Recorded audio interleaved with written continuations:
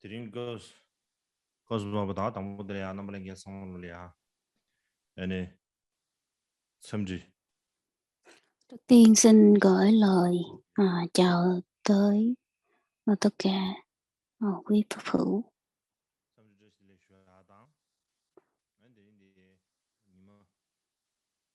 Và hôm nay là Pháp hội ngày thứ ba.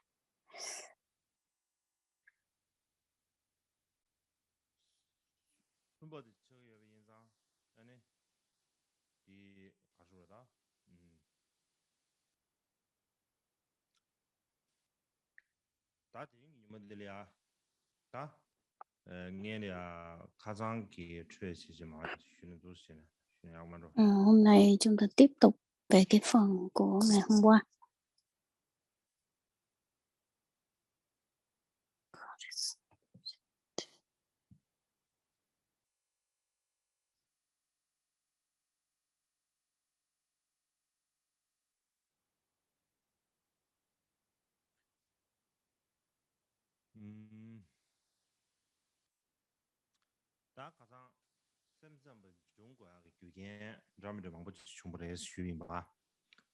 Hôm qua cũng đã trình bày rằng là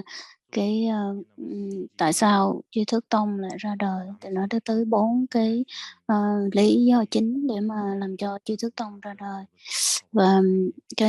cái đầu tiên đó chính là nói tới cái lý do là theo cái tư tưởng mà phân chia. Và nó là cái tình hình chung của tôn giáo, của Phật giáo là thiên về cái hướng rằng là duy tâm hơn, quan tâm tới vấn đề tâm thức nhiều hơn. Cái thứ hai đó chính là nói về có luân hồi, cái thuyết có luân hồi như thế nào. Và vì Phật giáo mình là chấp nhận có luân hồi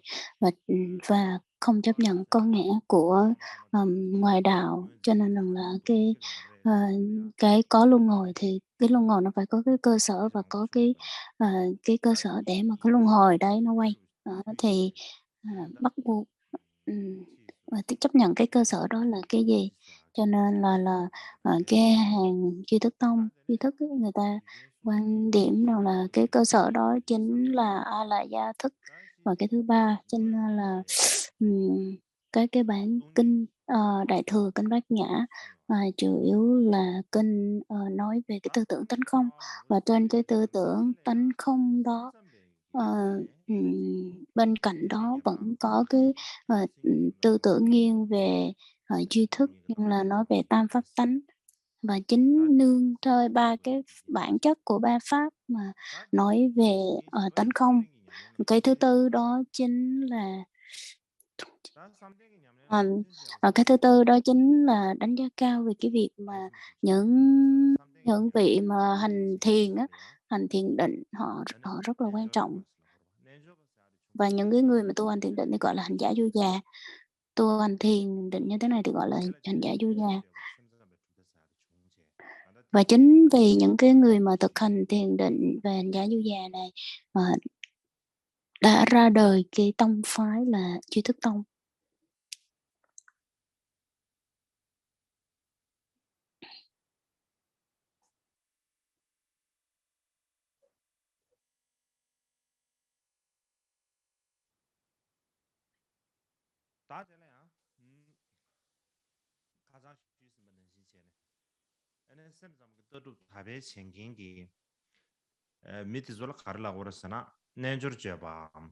Cho nên hôm trước đã trình bày rằng là những cái người mà nắm giữ cái Duy Thức Tông thì gọi là hành giả du già, là Yogacara. Thì những cái vị này, những cái con người như thế này, những vị hành giả này họ ra đời như thế nào?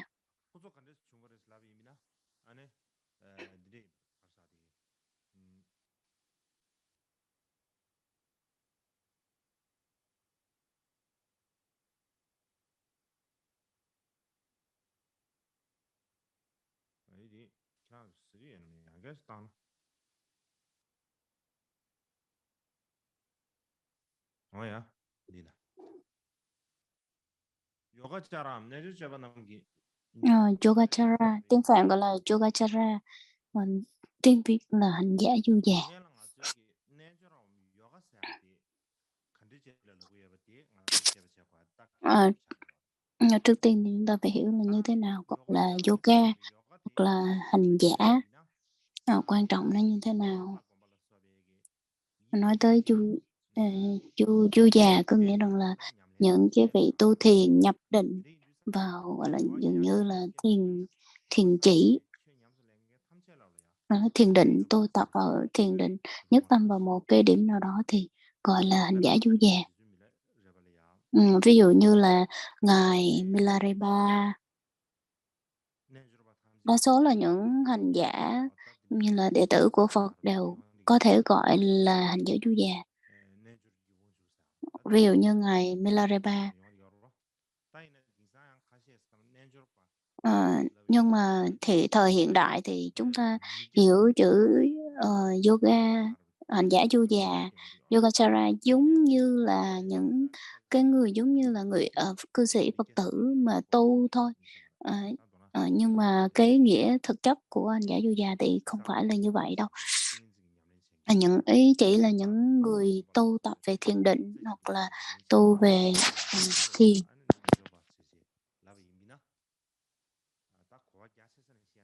Nếu như mà mình hiểu từ cái nghĩa như thế này thì nó sẽ cái nghĩa nó rộng hơn và nó đầy đủ hơn. Và đối với những cái vị mà thực hành ở phái ở tôn giáo ở Hindu, người ta cũng có gọi là những cái hành giả của Phật giáo ấy, người ta vẫn bị lẫn lộn vì lý do là họ bị lẫn lộn giữa các cái vị mà chư thiên mà họ hành trì với lại kết hợp với các cái vị thần. Cho nên là họ không có cái sự phân biệt rõ ràng, cho nên hay bị lẫn lộn. Cho nên rằng là những cái người mà ở ngoại đạo Ấn Độ giáo thời xưa vẫn cũng có thể gọi là các hành giả chu già. Nhưng mà đối với Phật giáo thì dường như là những cái người mà hành giả chu già Yogacara thì hiểu rằng là những người đang trì giữ cái tông phái hoặc là tư tưởng của Duy Thức Tông.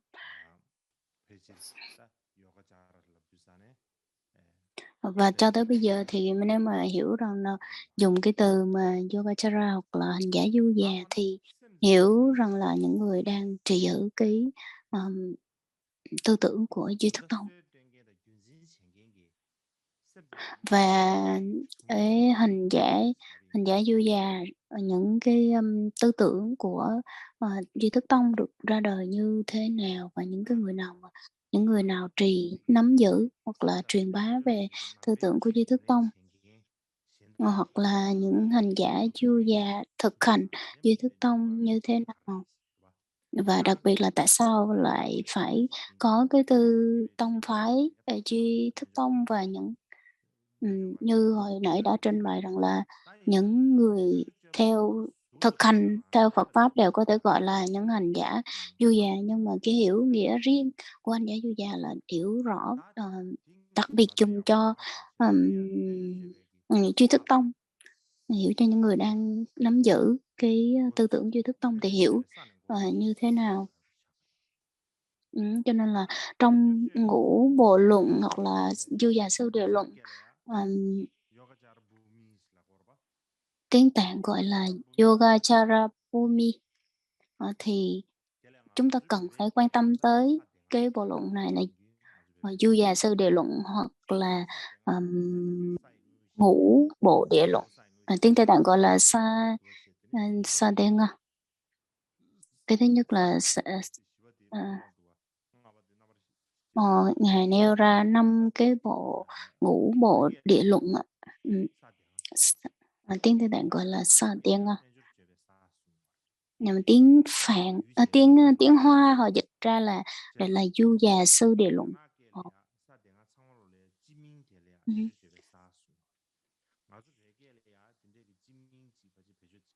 Chimin có nghĩa là Chimin là cái ngôn ngữ thời xưa như thời đời nhà Tần. Chimin. Cho nên là người ta dùng là Du Già Sư Địa Luận, hoặc là tiếng Tây Tạng gọi là Ngũ Bộ Địa Luận, sang tiếng Nga cũng được. Tuy là cái tên khác nhau thôi nhưng mà ở trong cái phần nội dung rất là không có khác nhau chút nào. Và nói tới là Du Gia Sư Địa Luận khác nó quan trọng, đó là các cái cấp bậc của giai tầng thiền định nó khác nhau như thế nào, là thứ tự. Nếu như mà trong tương lai thì mình có thể đi sâu, nhưng mà ở đây thì chúng ta sẽ không nói quá sâu về những cái vấn đề như thế này. Và Du Già Sư Địa Luận là nên chưa về sau bắt đầu, và tại sao cái bộ luận này được được có tên như thế này. Du Già Sư Địa Luận tiếng Phạn gọi là Yogacara Bhumi. Nếu mà dịch đơn giản thì nó sẽ có hai nghĩa. Một là những cái thứ tự, các cái cấp bậc của hành giả Du Già, hoặc nghĩa thứ hai đó chính là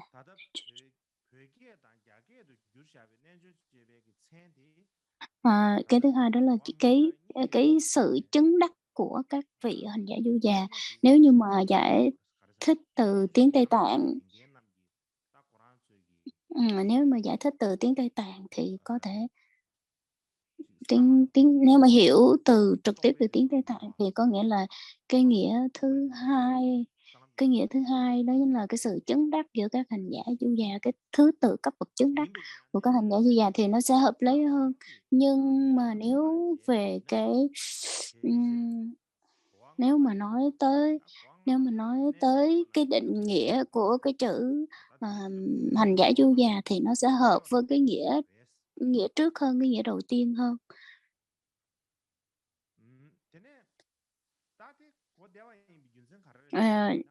Vì sao có thể hiểu nó dễ hiểu như vậy? Bởi vì là trong Du Già Sư Địa Luận thì nói tới cái địa đầu tiên, cái địa thứ nhất á. Và trong cái địa thứ nhất thì nói tới 17 giai đoạn thực hành, hoặc là 17 cái giai tầng, cái cấp bậc của cái địa thứ nhất. Và hai cái địa đầu tiên thì đều nói tới tâm và cái tâm tương ưng của nó, và cái tâm nó gọi là nó chuyển động, hoặc là nó thay đổi như thế nào. Và và tiếp theo là 8 cái địa nữa, thì nói tới là nói về tầm và tứ. Và tầm và tứ thì là nhiều, cho nên là ở đây thì gọi là thể hiện, nói lên cái ý là cái thứ tự cấp bậc của các cái giai tầng thiền định.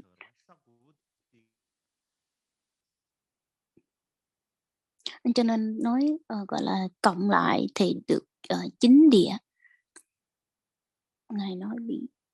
mạng yếu cho nên là không có nghe được.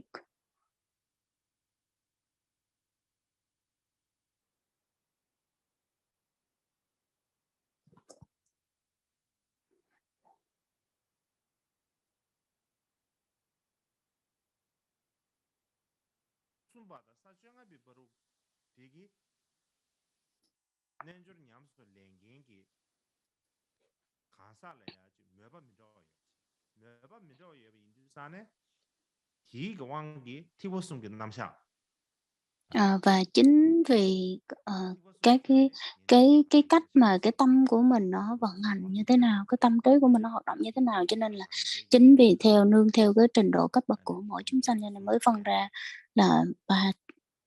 ba cái cấp bậc. Cái cấp bậc thứ ba thì nãy không bị mạng yếu cho nên không có nghe rõ.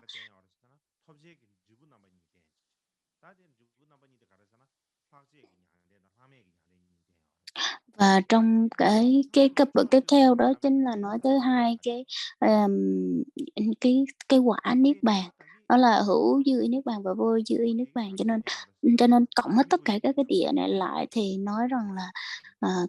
cái quả, cái sở chứng và sở chứng là quả và cái phương pháp thực hành sau đó là chứng cái quả chứng đắc. Đấy. Thì nói nếu mà nói một cách tổng thể thì nó là 17 cấp độ này nó chính là nói về cái hành trình, cái lộ trình mà, người hành giả tu thiền phải là đạt được. Ừm, ờ, và có thể nói rằng là tất cả những cái đạo lộ của Phật giáo, đạo lộ mà tu hành, của Phật giáo đều dường như là, tóm gọn trong Du Già Sư Địa Luận hết. Cho nên là, trước tiên khi mà cái người mà họ viết ra cái quyển quyển, Du Già Sư Địa Luận này với mục đích là gì? Có nghĩa rằng là viết viết là để hiểu được, mình có thể đoán được là để hiểu được tất cả, những cái đạo lộ và những cái, giáo lý của Phật giáo đều nằm ở trong cái Du Già Sư Địa Luận. Cái mục đích họ viết trước tác luận nó là như vậy. Cho nên rằng là tất cả những người, hành giả, tu tập về giáo lý của đạo Phật, mình có thể hiểu là, hành giả Du Già hoặc là Yogacara, chứ không thể hiểu được rằng, đây là chỉ là những người theo, tri thức thông công đâu. Cho nên trước đó thì, nếu mình nói rằng là, hành Du Già Sư Địa Luận nó là cái bộ luận cơ sở căn bản của Duy Thức Tông. Nếu mình nói như vậy thì với một cái lý do, như thế nào? Bởi vì, người ta trả lời rằng ừm, bởi vì rằng là trong cái cách mà Du Già Sư Địa Luận trình bày thì,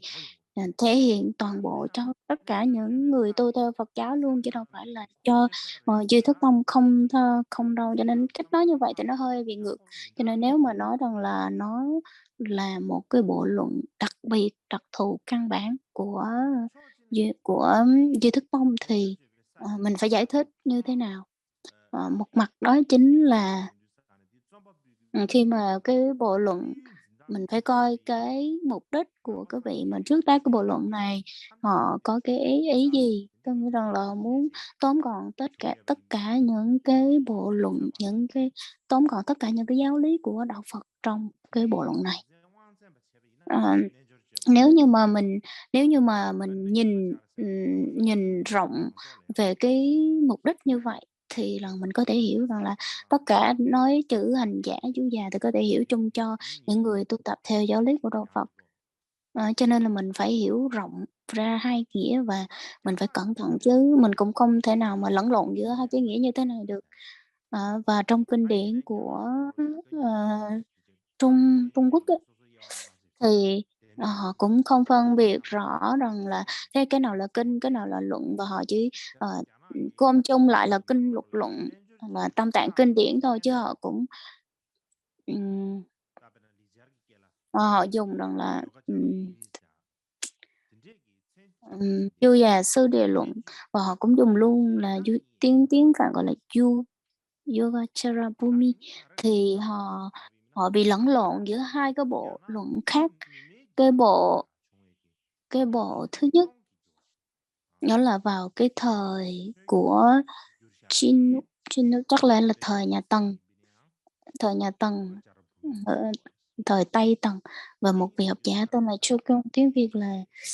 ừm, ngài, Pháp Hộ.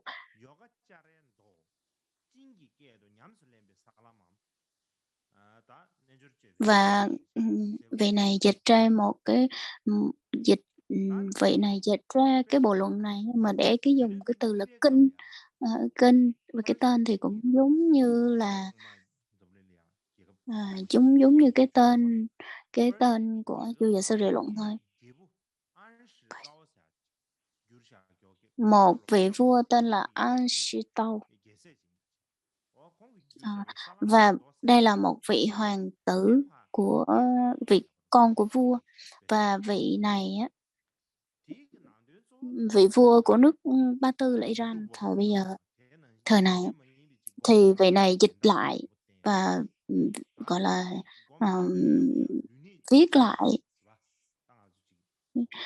nói ở trong cái cách, mà làm như thế nào để mà có thể, hành thiền được, cái tư thế ngồi thiền như thế nào, cái mắt mình nhìn như thế nào. Rồi, ở trong này nói rất là rõ về cái phương pháp để mà ngồi thiền ấy, cái phương pháp ngồi thiền và cái khi mình hành thiền thì cái gì, việc gì nó sẽ xảy ra trong tâm mình. Và trong một cái quyển kinh khác của, thời Hán á, bộ kinh tên là Đạo Địa Kinh, cũng nói cũng có những cái nội dung nó cũng rất là giống như trong vậy. Và vào cái thời, ờm, một vị tên là Sanghesangpo Buddhabara,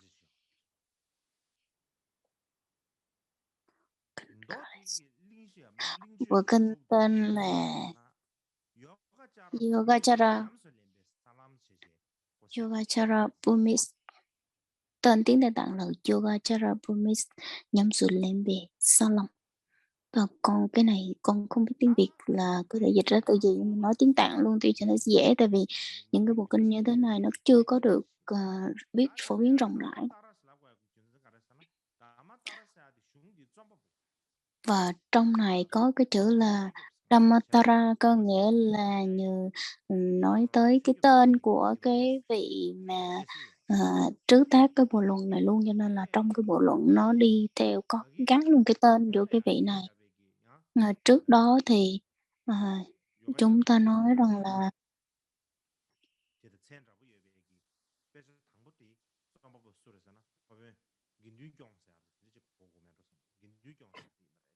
cho nên là cái quyển mà Yogacara Bhumi này thì có thể nói rằng là người trước tác là Yogacara, ừm, ừm,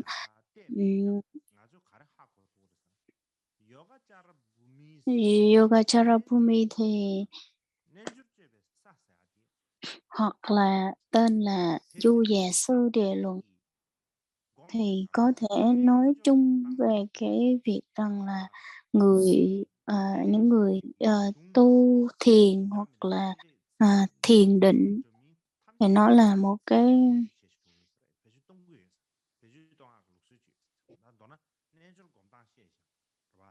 Yogacara Bhumi tức là, ừm, Dharma Đa Thiền.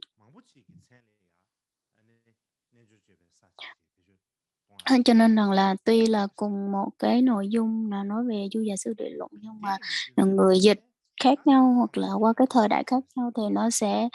có những cái tên khác nhau. Cho nên mà ờ,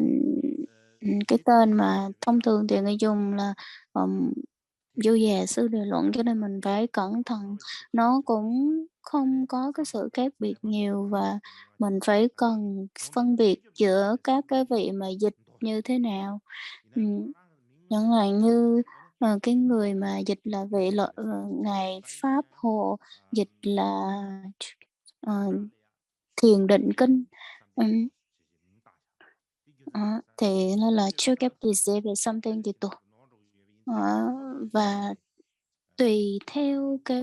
cái cách của mỗi người dịch nó khác nhau, nhưng mà mỗi người họ dịch ra thì đều gắn với cái tên của cái người viết vô, cho nên cái người mà trước tác cái bộ luận, cho nên là,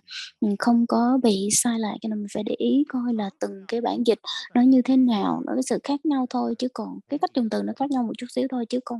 chứ còn đều đa số là phải nói tới cái ý rằng là, Du Già Sư Địa Luận là cái vị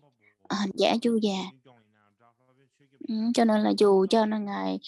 tên là Kiều Tương Chung hoặc là, Ngài Pháp Hộ, thì mặc dù, các vị dùng từ khác nhau nhưng mà cái ý nó dường như nó vẫn, có cái sự, gọi là, cái sự, đưa ra cái tôn chỉ nhất định. Và nhất thiết hữu bộ, căn bản nhất thiết hữu bộ, nó là một trong những cái tông phái, của thuộc, Tỳ Bà Sơ Bộ, cho nên là người ta nói rằng là, ừm, cho nên họ nói rằng là đây là, Du Già Sư Địa Luận là một trong những cái bộ luận mà tóm gọn đúc kết của tư tưởng của phái nhất thiết hữu bộ. Nó một mực nó nhấn mạnh về cái bộ luận căn bản của nhất thiết hữu bộ. Đó, cho nên là nếu mà nói rằng là, ờ, trong cái bộ luận của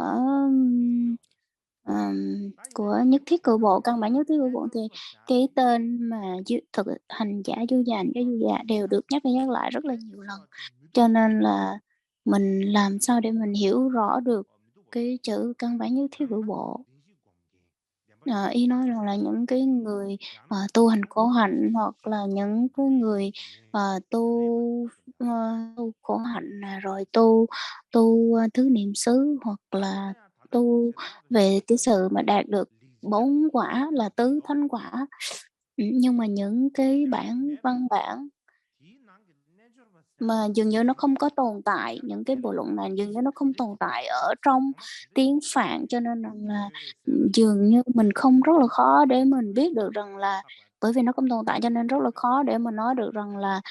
bây giờ những cái cách mà người ta dùng từ như thế nào, tiếng Phạn dùng từ như thế nào và được dịch qua gì lại dùng từ như thế nào, cái này thì mình không thể nào mà chắc chắn được hết. Nhưng mà nếu như mà mình nói một cái mảng khác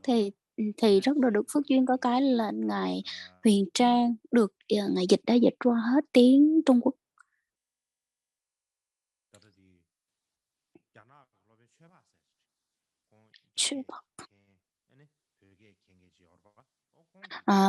Một cái vị học giả người người người người Trung Quốc, người cũng biết luôn tiếng tiếng Phạn và luôn biết luôn tiếng, Ngài tên là Chu Park, biết được 2 thứ tiếng và Ngài, dịch qua dịch lại thì trong đó gồm 200 bộ mà có một vài bộ không có đủ thôi. Cho nên nếu như mà để mà mình muốn biết, muốn biết, muốn biết được cái bức tranh tổng thể thì, có thể hiểu rõ và bắt buộc phải xem rõ trong những cái, thánh điển của, Tỳ Bà Sa Bộ. Cho nên rằng là, những cái bộ thánh điển của, ừm, Tỳ Bà Sa Bộ đều được Ngài Huyền Trang dịch ra hết, cho nên trong đó có luôn, Du Già Sư Đề Luận, cho nên rằng là cả hai cái bộ luận, hai cái mảng này, đều được Ngài, Huyền Trang dịch qua, cho nên mình dùng cái từ mà Yogacara hoặc là hành giả du già như thế này thì cũng mình nghĩ rằng là sẽ được dùng chung cho một từ, bởi vì là một người dịch ra cho nên là cái cách người ta dùng từ nó sẽ dùng một từ chung với nhau chứ không dùng từ khác. Cho nên rằng là qua đó mình có thể thấy được những cái bộ luận của Ngài Huyền Trang dịch qua thì dùng tiếng Hán, tiếng Phạn như thế nào thì mình có thể so sánh được. Cho tới bây giờ, hiện tại bây giờ đấy thì những cái người mà, được được, những cái đất nước mà truyền thừa từ Pali Tạng á, thì cái chữ mà Yogacara hoặc là hành giả du già thì dường như nó không còn thích hợp với những cái đất nước mà đang truyền thừa từ, nguyên thủy này nữa. Cho nên rằng là, ờ, hành giả du già này là một trong những cái từ đặc biệt của trường phái, ừm, của trường phái, Tỳ Bà Sa Bộ. Cho nên rằng là khi mà nói, Yoga Vajra Yoga Vajra, như một từ là như vậy, Yogacara. Người ta nói rằng là Yoga Vajra là giải thích của cái từ Yogacara. Nhưng mà trong cái từ mà Yogacara dường như là không có thấy ở trong, Pali truyền. Và nói tới cách sử dụng của từ,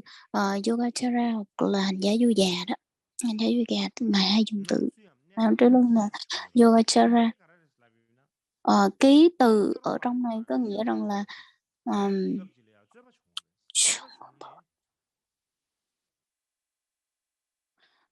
những hành giả du già và các cái vị sư của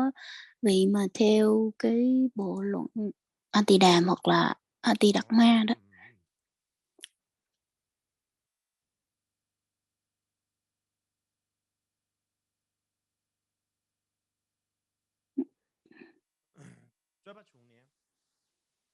Hai cái những cái người của hai trường phái này họ có những cái cuộc tranh luận rất là nhiều, và cái khác nhau đó chính là nói rằng là cái 5 cái nhãn thức 5 cái nhãn thức 5 cái nhãn thức nó có cái sự 5 cái nhãn thức nó phải nương theo cái ý thức nó mới sinh được, chứ còn nếu như mà nó không tương theo ý thức mà nó tự có cái nhân trực tiếp để mà nó sinh ra thì không đúng, cho nên là bắt buộc nó phải nương theo cái ý thức. Cho nên nói tới 5 cái giác quan, khi mà một người nói rằng là 5 cái giác quan nó không có nương theo ngũ thức, nó không cần phải nương theo ý thức mà nó phát sinh, cho nên rằng là ví dụ như là nhãn thức.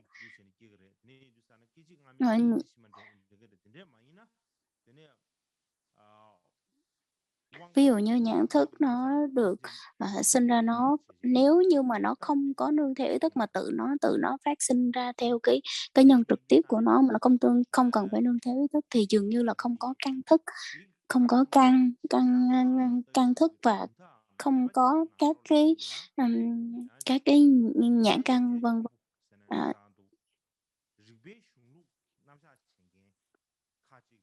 Cho nên những cái người mà chỉ tùy lý mà hành là những người theo lý luận, hoặc là những người mà theo lý và theo pháp hành, tùy lý hành và tùy pháp hành ấy. Cho nên mình thấy cái cách mà họ hành xử, hai cái trường phái này họ hành xử thì mình sẽ thấy được rằng là nó khác nhau như thế nào. Và một mặt khác thì nó có cái sự khác nhau giữa các hành giả du già miền Bắc và hành giả du già miền Nam. Chẳng hạn như những người mà hành giả du già miền Bắc ấy, thì người ta sẽ so sánh, họ đưa ra những cái ví dụ thì họ dùng cái ví dụ về tuyết, còn những vị mà hành giả du già ở miền Nam thì họ hay so sánh, họ hay đưa ra cái ví dụ là đường. Cho nên là vì sao họ đưa ra những cái ví dụ minh họa khác nhau như thế này, có nghĩa rằng là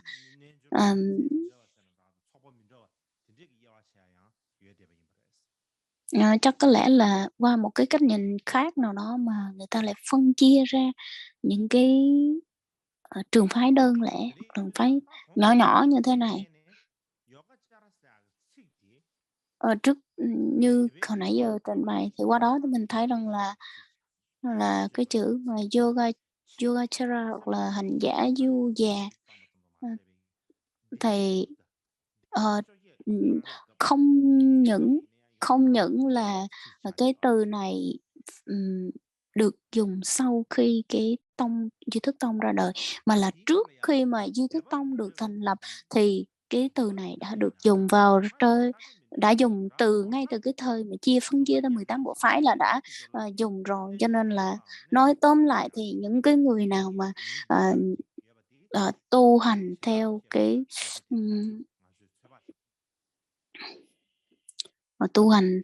tu thiền thì mình nói là hành giả du già, thì mình có thể phỏng đoán được cái lý do như vậy.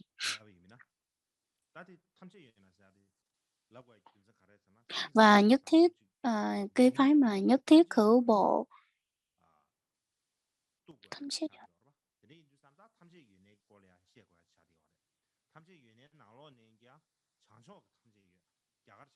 ở trong cái phái mà căn bản nhất thiết hữu bộ, đặc biệt là những cái phái căn bản nhất thiết hữu bộ được truyền thừa tới hướng Bắc của miền Ấn Độ đó, thì dường như là căn bản nhất thiết hữu bộ là một trong những cái bộ phái mà được phát triển mạnh nhất, được truyền bá mạnh nhất ở thời Ấn Độ thời bây giờ. Đây là một nhất thiết hữu bộ, căn bản nhất thiết hữu bộ thì rằng là Ồ, căn bản nhất thiết hữu bộ là một trong những bộ phái thuộc Tỳ Bà Sa Bộ và dường như là họ họ đồng nghĩa với, Tỳ Bà Sa Bộ luôn. Họ là chi nhánh của Tỳ Bà Sa Bộ nhưng mà dường như đồng nghĩa với Tỳ Bà Sa Bộ, cho nên rằng là một một người ở trong đó có một người học giả uyên bác, ờ, họ viết ra một cái bộ luận, những cái bộ, gọi là, tuyển tập những cái bộ luận gò tới hơn tới 200 cuốn lận, cho nên rằng là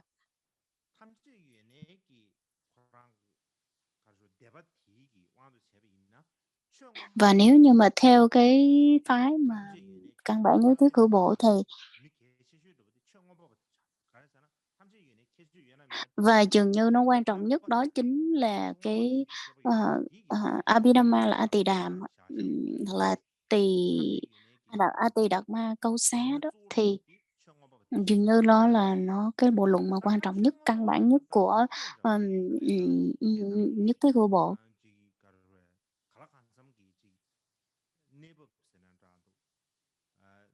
Và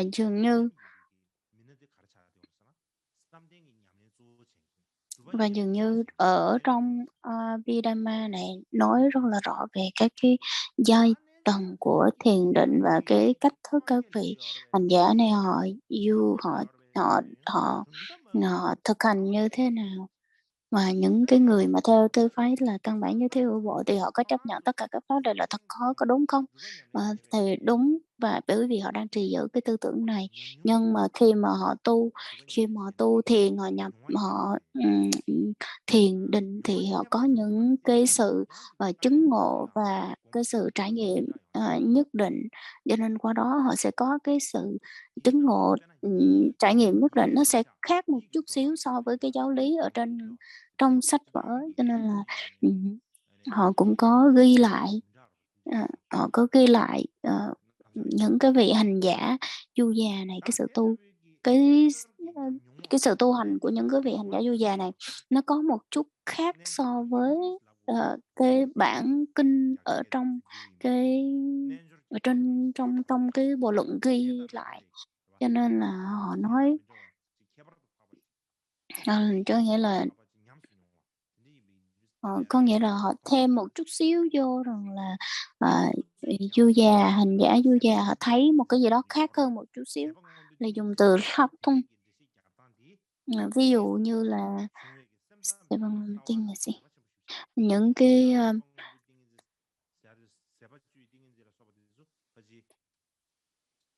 ví dụ như trong cái giai tầng thiền định của, gọi là, lậu tầng định, cái định mà khi mà người ta thấy ở trong đó người ta quán chỉ toàn màu xanh thôi á, thì màu xanh, và đây là một trong họ có cái sự giải thích khác hơn so với trong sách, cái sự giải thích mà sau khi họ chứng ngộ tu tập thì còn một khác hơn so với trong trong sách, trong thánh điển. Cho nên là nếu mình có thể, quan tâm tới thì cũng tốt. Nói tóm lại thì rằng là, những người mà, sao nhỉ? Những người mà đang trì giữ cái tư tưởng theo cái tư tưởng này và những người đang tu theo cái phái này, cái, các vị hành giả du già này, thì họ có thể một chút xíu khác nhau. Mình có thể họ có chung một chút xíu, bởi vì những người mà nếu mà, chuyên tu và chuyên học thì ờ, nó sẽ có một chút, khác nhau, chứ mình không thể nào nói rằng là họ giống nhau hoàn toàn được.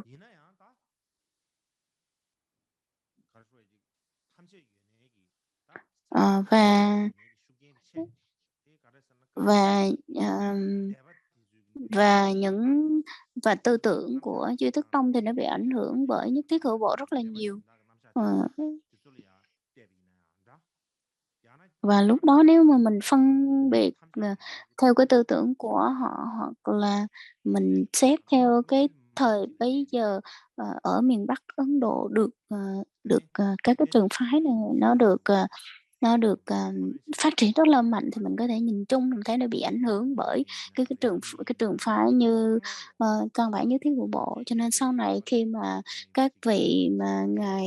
mà ngài vô trước hoặc là ngài Thế Thân đi chăng nữa thì các vị bị ảnh hưởng bởi những cái tư tưởng như thế này, cho nên là nên cái tư tưởng của các vị này bị ảnh hưởng như những cái tư tưởng này thì mình cũng không thể nào mà từ chối được. Bởi vì các vị sinh ra tại miền Bắc Ấn Độ và lúc đó thì miền Bắc Ấn Độ được, gọi là, cái tông phái này, cái tư tưởng của giáo phái này được phát triển rất là mạnh. Cho nên khi mà mình nói rằng là, ờ, các vị này, thiết lập những cái tư tưởng hoặc là những cái bộ luận mà họ viết ra được đều bị ảnh hưởng bởi cái tư tưởng của căn bản nhất thiết của bộ thì mình cũng không sai. Nếu như mà nhưng mà mình nói rằng là các vị viết ra những bộ luận như thế này theo cái tư tưởng của, căn bản nhất thiết hữu bộ, nhưng mà các vị có theo căn bản nhất thiết hữu bộ hay không? Cái điều đó mình không thể nào mà nói chính xác được, mình không thể nào mà xác định được. Ờ. Bởi vì rằng là các vị mình có thể phân biệt ra làm hai mảng, hai phạm trù, một phạm trù là chuyên theo tu tập và thực hành, và một một phạm trù thì chuyên theo những người mà, gọi là, những cái người mà, duy trì, nắm giữ cái tông phái đó thôi. Cho nên mình có thể chia ra làm hai phạm trù.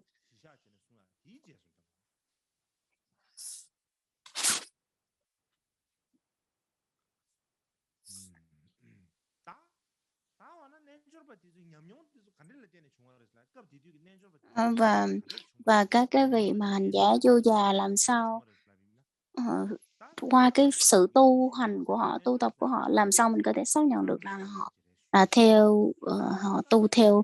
Chư Thức Tông hoặc là Chư Thức Tông nó ra đời như thế nào. Và mình có thể nói rằng là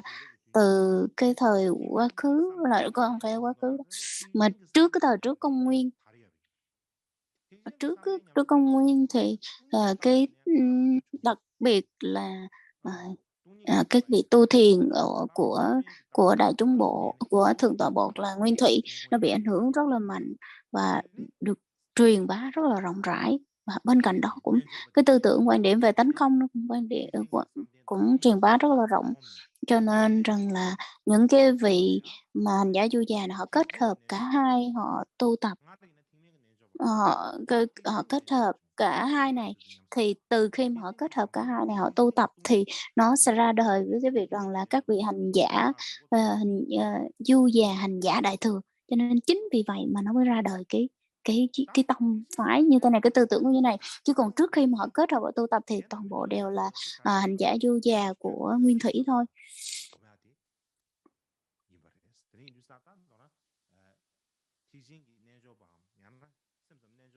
Hoặc là tóm lại thì mình nói rằng là cái cách mà, hành giả du già đại thừa hoặc là hành giả du già họ ra đời như thế nào và được ra đời, được truyền bá như thế nào thì nó tóm gọn lại nó là như vậy.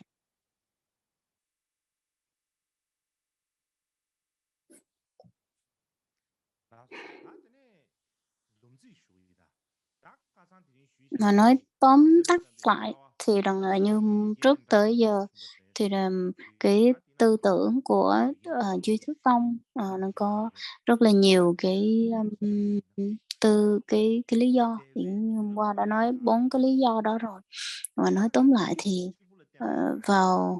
nếu như mà nương theo các cái thánh điển của trước cái thời xưa.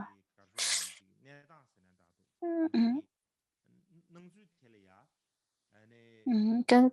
thánh điển xưa thì mình thấy rằng là nó cũng, ừm, nếu như mà mình không có cẩn thận hoặc là mình chính vì khi mà họ đọc kinh luận thánh điển thì họ không có được hài lòng á, cho nên là họ bắt buộc họ phải vừa tu, và nếu mà mình phải mình tu thì mình mới có cái sự, chứng ngộ. Nương theo cái sự chứng ngộ đó thì mới có được cái kết quả, chứ không phải lúc nào cũng lý luận không thì cũng không được. Cho nên chính vì họ thấy được cái điểm đó cho nên là họ là thấy là mình bây giờ mình phải bắt đầu phải tu. Cho nên rất là nhiều người thời đó thì rất là nhiều người, tu tập theo cái cách như vậy và bước theo cái con đường là phải hành trì tu tập và phải chia ra làm 4 phần. Cái thứ nhất đó chính là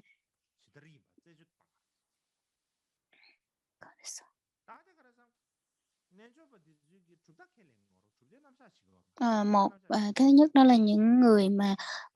chấp nhận cái tư tưởng của, ừm, Chí thức tông. Họ chấp nhận cái tư tưởng Chí thức tông, họ chấp nhận, lý luận là thành lập, luân hồi như thế nào. Có nghĩa là bắt buộc phải chấp nhận cái, A La Gia Thức ấy. Thôi, thì ngoài cái việc tu tập, hành trì thì người ta cần phải có cái lý luận, đó là một cái người là nhóm người là tùy lý hành, còn cái khác là, ờ, tùy pháp hành, nghĩa là chỉ theo kinh điển thôi chứ không có, khoi theo cái khác. Chẳng hạn như trong kinh Hoa Nghiêm và kinh Thập Địa, thì như hôm qua đã nêu rõ hai cái kinh như cái đoạn kinh này nói cái gì. Thì trong kinh Sajupilio, trong kinh Hoa Nghiêm thì với cái chương là chương Thập Địa, cái chương tên là, chương Thập Địa. Cho nên là có những người họ nói rằng là, kinh Thập Địa thì được trích từ trong kinh Hoa Nghiêm. Và tiếp theo đó chính là, những người tu thiền họ bị ảnh hưởng rất là nhiều cái nhân, cái duyên ở bên ngoài, cho nên rằng là, họ thấy rằng là cái cái việc mà theo lý thì cũng không đúng, mà theo kinh thì họ cũng không có theo, cho nên họ họ tách rời ra với cái tông phái. Và một mặt thì,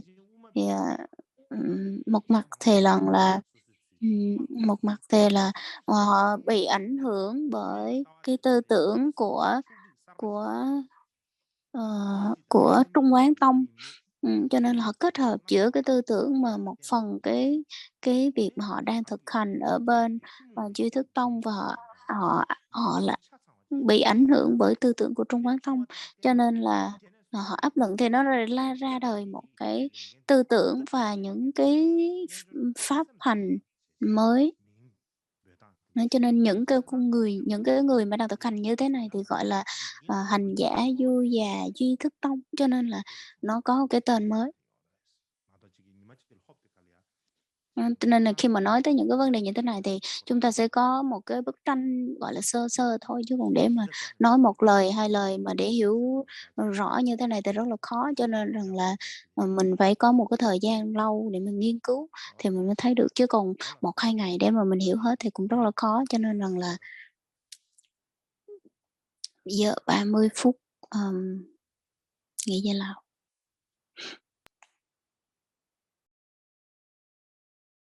Also, da haben wir ja Simsambi, 줍da tarzu samar beda.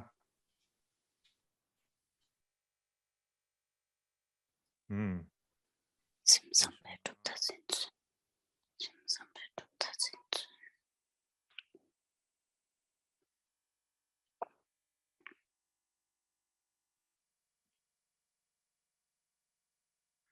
Also, da haben wir ja eine Simsambi 줍da tarzu qua ya. Tiếp theo đó chính là, ừm,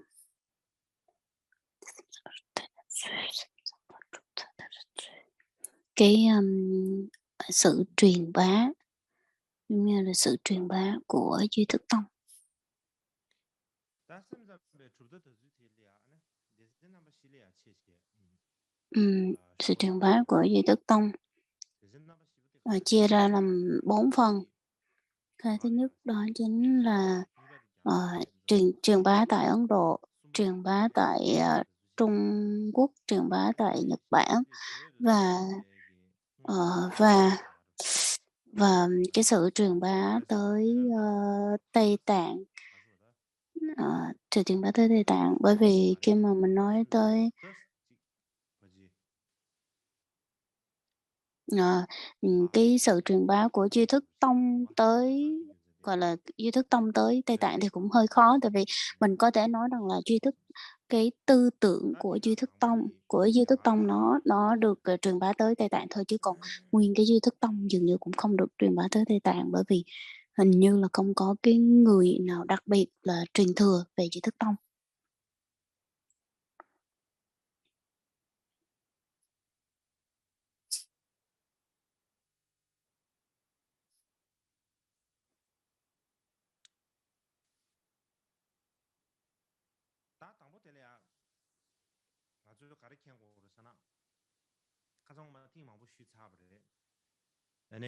Ờ, giống như hôm trước đã nói rất là nhiều, và nói cái việc rằng là Ấn Độ không là một đất nước không có ghi chép cái lịch sử, cho nên rằng là dù bất kỳ một cái bộ thánh điển nào cũng dường như, được truyền thừa nhưng mà không có được ghi rõ ràng, cho dù rằng là cái tư tưởng hoặc là cái dòng truyền thừa nó được truyền thừa như thế nào và được, ra đời như thế nào, dường như là không có ghi rõ ràng. Cho nên là sau này các cái vị mà học giả họ, nghiên cứu tới thì họ mới có cái sự phỏng đoán thôi và những cái người mà, gọi là, được truyền từ đời này sang đời khác họ nói lại thôi, chứ không có bất kỳ một cái sự quyết định nào dứt khoát hoặc là rõ ràng. Nó không, bởi vì trong lịch sử hoàn toàn không có ghi rõ ràng cho nên là cũng không có biết được. Cho nên rằng là, nếu như mà mình muốn biết rõ về những cái bộ thánh điển của Duy Thức Tông thì mình phải, ờ, quan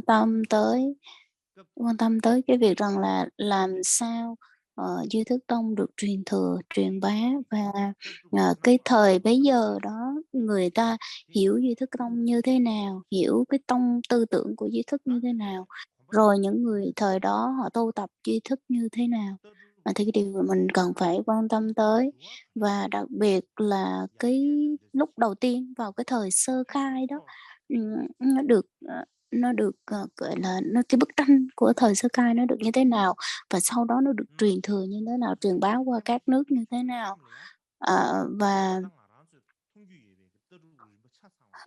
Và cái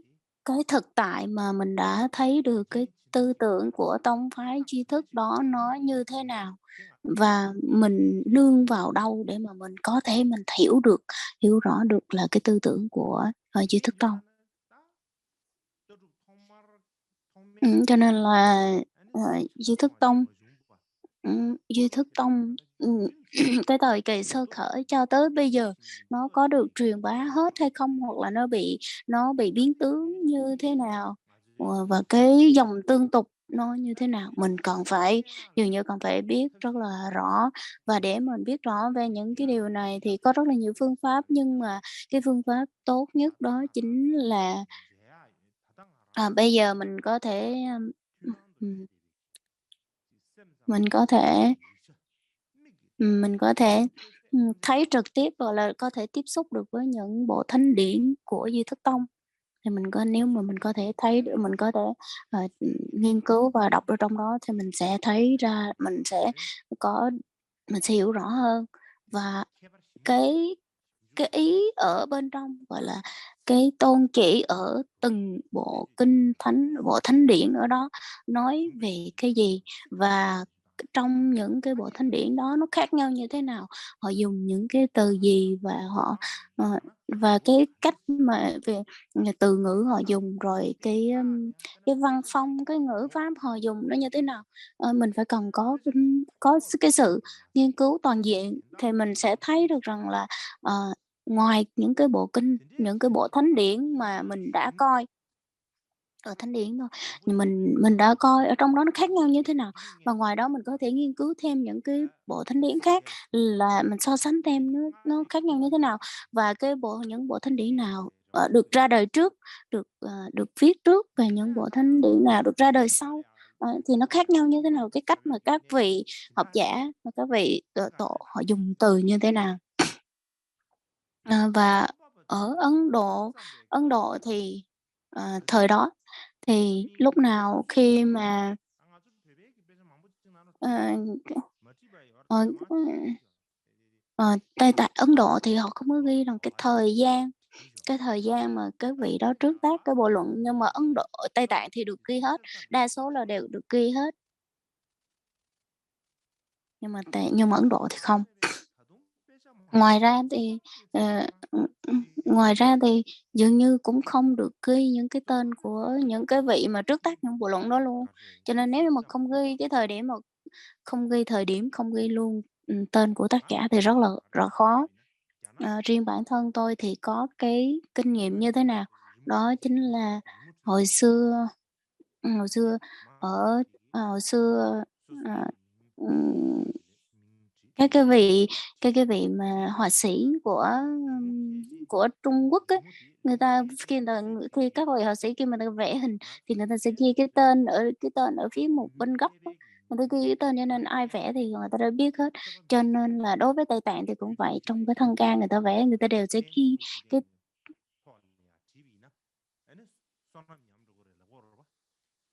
sẽ ghi cái cái tên của cái bức tranh hoặc là tên của bức tranh ở trên một cái góc của cái tranh, và ở bên một cái góc nào đó người ta sẽ ghi cái tên. Người ta lại không ghi cái tên của tác giả, người nào mà vẽ ra được cái bức tranh đó, cho nên là nếu mà không ghi ra thì làm vào 100-200 năm sau, cái bức tranh nếu mà bức tranh đó nó còn tồn tại, bức tăng ca nó còn tồn tại thì, người ta lại đi tìm hiểu là ai là người vẽ ra, gọi là, vẽ ra những cái bức tranh tăng ca như vậy thì cũng rất là khó. Nên là cái kiểu người Tây Tạng đang dùng như vậy là cũng đang rơi vào cái tình trạng như vậy, cho nên là mình rất là khó để mà xác định, nó cũng giống y chang như vậy. Và đặc biệt là rất là nhiều những cái bộ thánh điển dường như không có, ờ, ừm, dường như những cái bộ thánh điển mà được dịch ra là đều bây giờ không có còn lưu truyền ở trong tiếng Phạn dường như không còn nữa, vì vài trăm năm trước nó đã không còn tiếng Phạn rồi, không có còn bản kinh gốc. Rồi bây giờ đó là một trong những cái khó khăn của cái thời hiện đại bây giờ, khi mà nó khó cho mình để mà so sánh. Rồi mặt khác nữa đó là nhiều người dịch, nhiều dịch giả, khi mà nhiều dịch giả thì họ sẽ dùng từ khác nhau, mà dùng từ khác nhau thì chính vì dùng từ khác nhau thì trong cái nghĩa ở trong mỗi từ đó nó sẽ là khác. Cho nên là, đặc biệt là những cái vị dịch giả họ dịch ra khác nhau thì có cái lúc mà mình hiểu nghĩa của ở trong đó thì nó sẽ suy ra những cái bản dịch nó khác nhau luôn. Cho nên rằng là có một số thì rằng là, ờ, nó có cái sự tương đồng, cái độ chính xác nó rất là nhiều với những cái bản gốc, còn có những cái bản dịch thì nó không có sự tương đồng nhiều, độ chính xác nó rất là ít. Thì nếu như mà không có cái bản gốc đã mất rồi, đã bị thất lạc rồi, đã không còn nữa, thì, mình làm sao mà phân biệt được rằng là ai là người dịch ra cái độ chính xác nó cao nhất, nó tương đồng với cái bản gốc nhiều nhất, nó rất là khó. Đặc biệt là khi mà nếu như mà, cái người dịch ấy, cái người dịch cái người dịch nó lại khó, một người là dịch nương theo cái tư tưởng của miền Bắc, còn người là Bắc Ấn Độ, một người là theo Nam Ấn Độ, cho nên rất là khó để mà mình nói được rằng là đây là một cái bản dịch chính xác từ cái bản gốc, rất là khó. Đó, ngoài ngoài ra thì ngoài ra thì những cái bản dịch đó còn ghi thêm một cái điểm khác là có người họ dịch ra là cùng một cái bản dịch nhưng mà họ lại ghi những cái tên tác giả đó lại khác nhau. Chẳng hạn như là Baba Karamtara, là một cái vị, một cái vị học giả, người dịch giả người Trung Quốc mà người Hoa mà dịch cái bản kinh và cái dịch cái bản bộ luận tên là Luận Trang Nghiêm Kinh. Thì trong đó thì cái vị kia là tước tác thì là không biết là ngày vô trước, nhưng mà so với cái bản tiếng Tây Tạng á, thì rằng là kinh luận là Trang Nghiêm Kinh á, thì là của ngài Di Lặc. Mặt khác thì còn có một cái là cái bản văn vần á, không phải văn xuôi, nghe bản văn vần là văn thơ đấy. Thì bản văn thơ của Đại thừa Trang Nghiêm Kinh, tổ tiên kiện là Trang Nghiêm Kinh, thì lại ghi một cái mặt là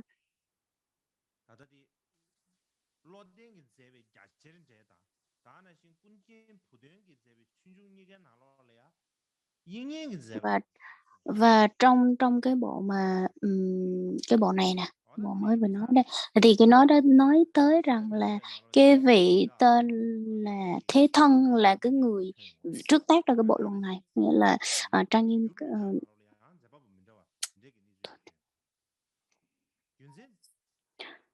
ở cái bộ luận Trang Nghiêm Kinh mà văn thơ nha, văn thơ thì nói rằng là của ngài Thế Thân, cho nên là nếu như mình muốn biết rõ tất cả thì mình cần phải gọi là có sự nghiên cứu và đọc hết tất cả những cái bộ kinh luận, tất cả thánh điển mình cần phải đọc, rồi mình phải nghiên cứu rằng là cái nào trước, cái nào sau, và cái cách họ dùng từ như thế nào, với cách họ dịch như thế nào, bắt buộc mình phải có cái thứ tự mình nghiên cứu thì mình mới có thể hiểu rõ được một cách toàn diện thôi. Mà khác thì rằng là mình phải hiểu được là cái hoàn cảnh, cũng là cái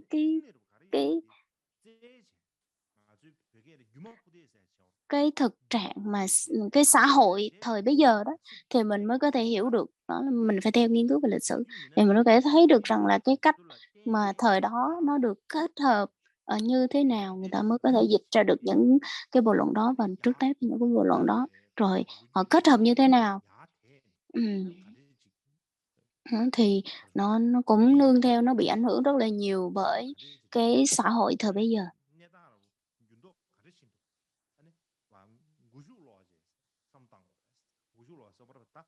Cho nên là đọc những cái bộ thánh điển, bây giờ mình đọc những bộ thánh điển và mình liên kết với cái xã hội thời bấy giờ để mà mình hiểu được một bức tranh toàn diện về cả thánh điển cũng như Duy Tích Tông.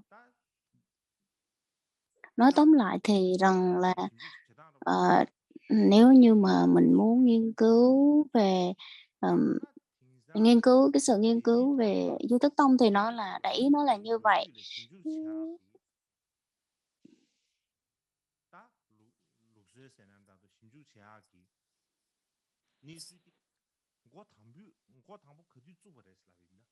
Và cái sự nghiên cứu vào thế kỷ thứ 19 đó,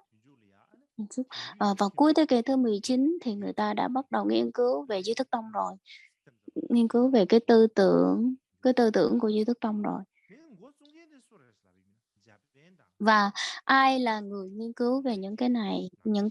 ai là người nghiên cứu về thì là những cái vị học giả của châu Âu, rồi những vị học giả của người Nhật. Và cái sự khởi đầu của cái việc nghiên cứu của họ đó là gì? Đó là nói rằng là luật là cái sự ra đời của ngài Thế Thân, cái lịch sử của ngài Thế Thân như thế nào. Rồi sau đó người ta lại nghiên cứu thêm về ngài Di Lặc, rồi ngài Vô Trước, vân vân. Và cho tới bây giờ thì tính khoảng hơn 100 năm, là một thế kỷ thôi. Và hơn 100 năm đó thì người ta quyết định, người ta xác định được những cái gì? Người ta xác định được những cái gì? Dường như là không có nhiều cái sự xác định nào hết, mà nó chỉ là rất là nhỏ nhặt và đơn giản thôi. Người ta cũng nó không có nhiều, cho nên chính vì cái sự mà người ta đưa ra những cái khẳng định ít ấy, như vậy thì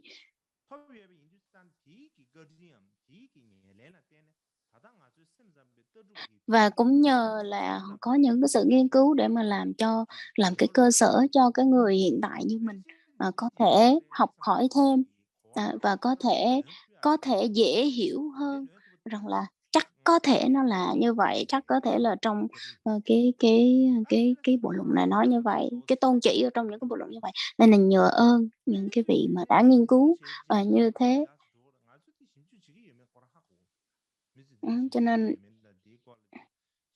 Cho nên là 100 năm trước, các vị học giả đó họ đã nghiên cứu như vậy, đã tìm hiểu như vậy, cho tới bây giờ chúng ta có làm được như vậy hay không cũng đều rất là khó. Đặc biệt là Tây Tạng thì, để mà nói rằng là mình có thể nghiên cứu về, những cái mảng như thế này, người ta là cái cơ hội của người, Tây Tạng, đặc biệt là ngài Khewang Thupten Choson, hay là ngài đang sống ở Nhật. Cái tên thì con không nghe kịp nhanh, có thể là Khewang Thupten Choson gì đấy. Và vị này rất là uyên thâm và, ờ,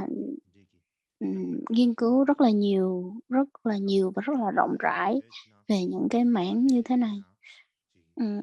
Ngoài ra thì chúng ta cũng không có tìm được những cái sự nghiên cứu khác. Ừm.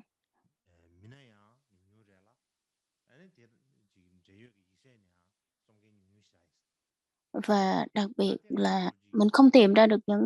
những cái gì liên quan khác, và những người viết về những cái tư tưởng của Giới Thế Tông cũng khó, cho nên là hy vọng là quý vị lưu ý ở những cái điểm như thế này.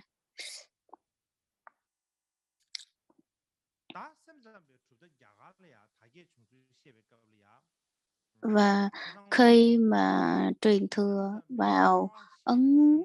khi mà truyền thừa ở trong Ấn Độ thì như thế nào? Cái mà quan trọng nhất và mới nhất, và cái bộ kinh mà mới nhất đó là bộ kinh gì? Cái tư tưởng Duy Thức Tông là cái cơ sở, cái kinh căn bản, của Duy Thức Tông là gì? Đó là kinh, ờ, Giải Thâm Mật Kinh. Và, ờ Và dường như đây là một cái bộ kinh khác tên là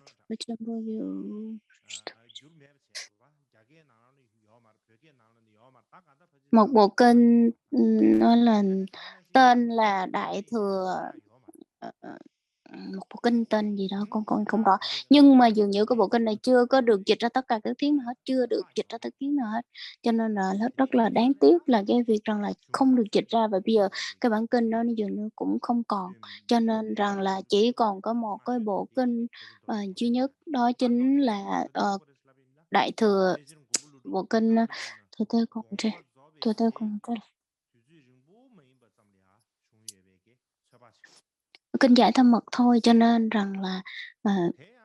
Ờ, người ta nói rằng là cái bộ kinh này gọi là, được tìm hiểu hoặc là được xuất hiện sau khi được dịch lại, sau khi Ngài Long Thọ viên tịch mới có. Và đây là một trong những cái bộ kinh đầy đủ, và nó cũng tương đồng với cái quan điểm và cũng hợp với xã hội thời bây giờ, và nó nó dường như nó bao hàm hết tất cả những cái tư tưởng, và nó đầy đủ hết ở trong cái kinh này luôn, kinh, Giải Thông Mật. Và bây giờ chúng ta có thấy trực tiếp cái bộ kinh này. Nói tóm lại thì là bộ kinh Giải Thông Mật là một trong những cái bộ kinh đầy đủ nhất, để nói một cái bộ kinh đầy đủ và một cái bức tranh tổng quan về tư tưởng của Duy Thức Tông. Ờ.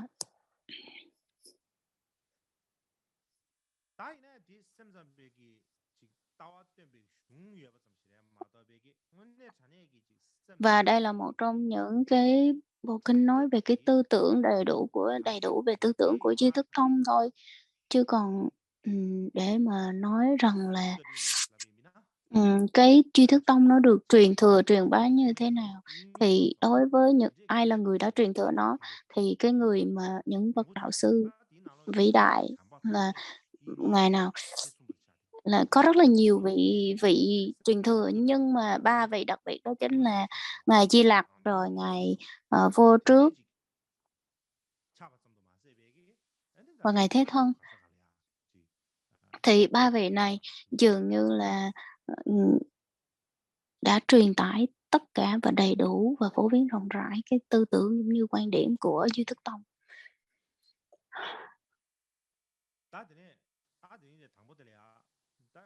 Và, ờ, và và cái đầu tiên, vị đầu tiên đó chính là vị Di Lặc, đó là Ngài Di Lặc. Ngài Di người ta nói là Ngài Di Lặc, là một nhân vật lịch sử có hay không, rồi người ta nghiên cứu đủ thứ. Thì ngoài ra thì, ờ, có bức, đây là đây là cái tranh, cái bức cái tượng đá của Ngài Di Lặc.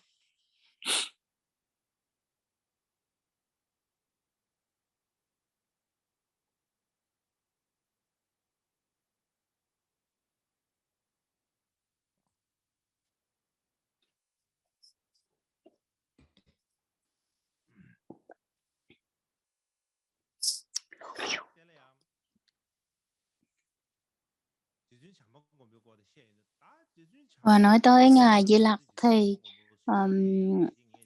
ờ, chúng ta thường hay dùng từ Ngài Di Lặc thì, như không ở trong tiếng Tây Tạng hay dùng từ Champa. Nhưng mà nếu mà mình nói chữ Champa không thì Di Lặc không thì nó cũng không có được, kính ngữ cho lắm, để nói là Bồ Tát Di Lặc hoặc là mà trưởng lão Di Lặc gì đấy. Cho nên là nói về Ngài Di Lặc thì nó có hai cái tư tưởng, hai cái phạm trù khác nhau. Cái thứ nhất đó chính là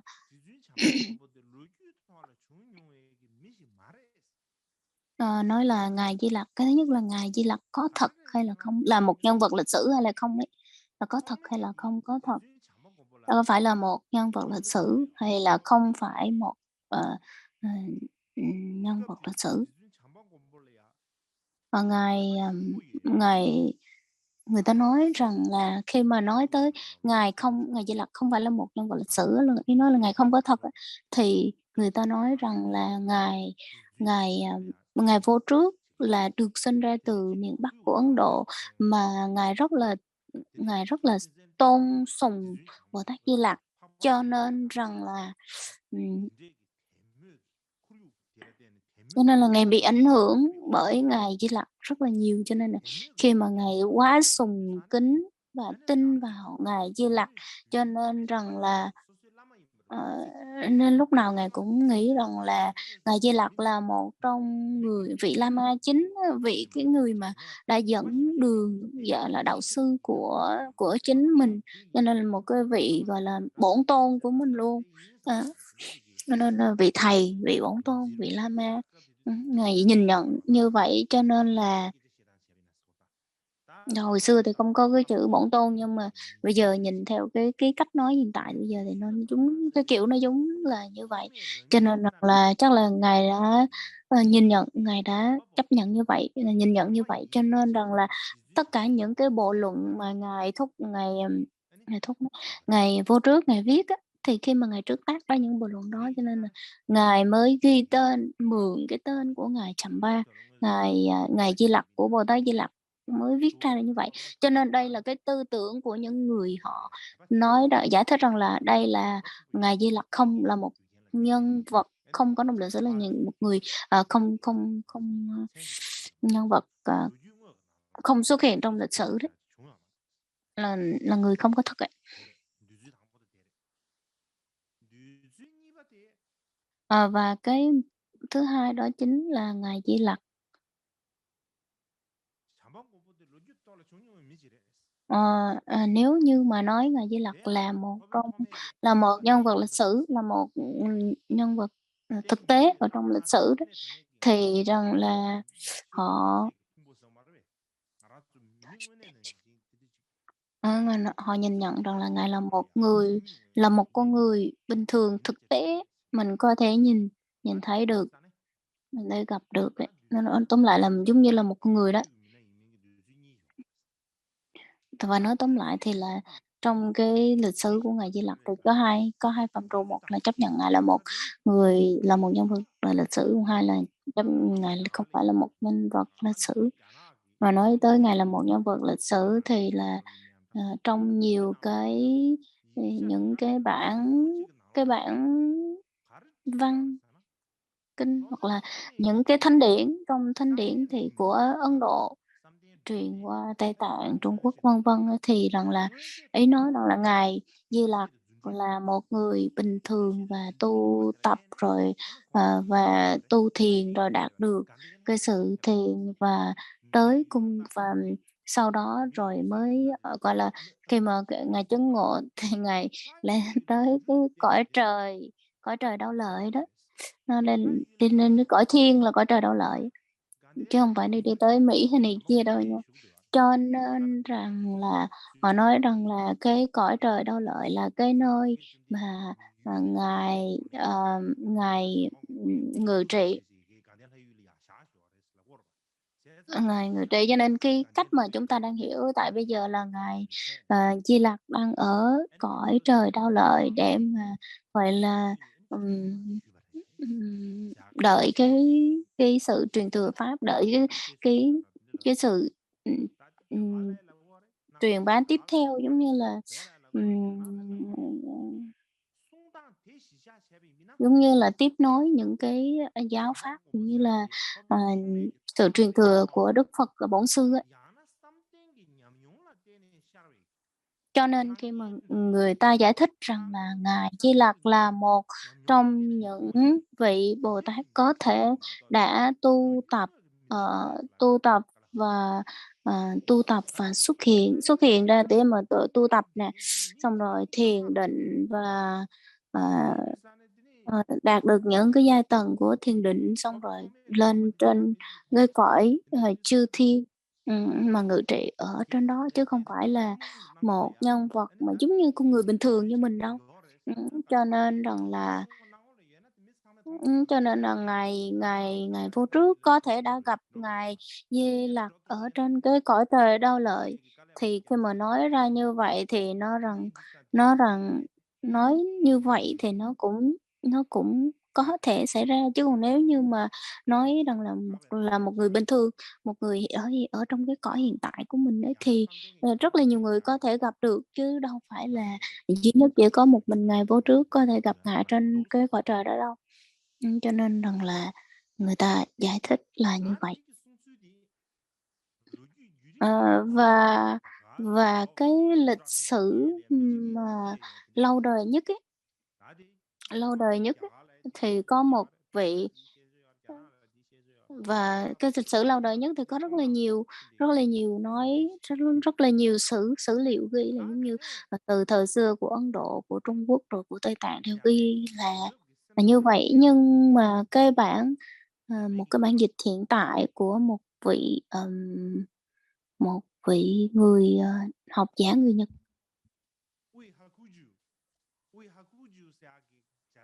Uihakuju, cái vị tên là Uihakuju.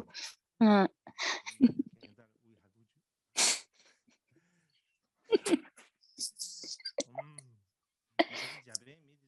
cái tên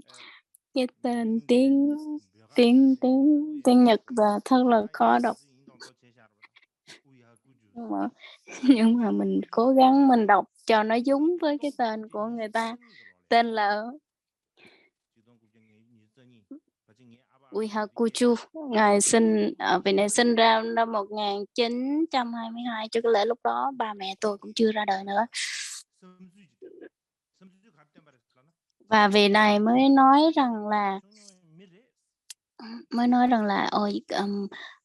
khẳng định rằng là Ngài Di Lặc là một con người có thật, là một nhân vật lịch sử. Ờ, Ngài, có là một nhân vật lịch sử, ngoài ra còn có cái niên đại mà Ngài sinh.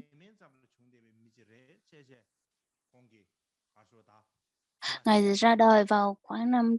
năm 270 trước công nguyên cho tới năm 350 sau công nguyên, thì khoảng cái thời gian đó Ngài đã ra đời. Cho nên là mình cũng không có biết được rằng là Ngài có chắc như vậy hay không, nhưng mà sau này những cái vị học giả đều các vị học giả họ mới, tập trung lại và họ thảo luận với nhau và họ vẫn tiếp theo vẫn có cái sự một số người thì đồng ý, một số người thì phản đối và tiếp tục phải có sự tranh luận như vậy. Và cho tới bây giờ thì vẫn chưa có sự xác định rằng là, ờ, không có cái sự quyết định chung, vẫn chưa đưa ra cái quyết định chung, bởi vì người đồng ý thì bác bỏ, người không đồng ý và người không đồng ý thì họ bác bỏ lẫn nhau, cho nên mình cũng không có biết được rằng là, ờ, có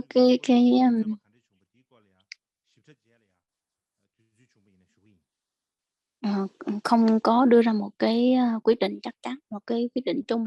Cho nên nếu mình chỉ nói như vậy thôi, còn nếu như mà tương lai có việc, có muốn đề cập tới thì mình sẽ, nghiên cứu sau. Và theo cái,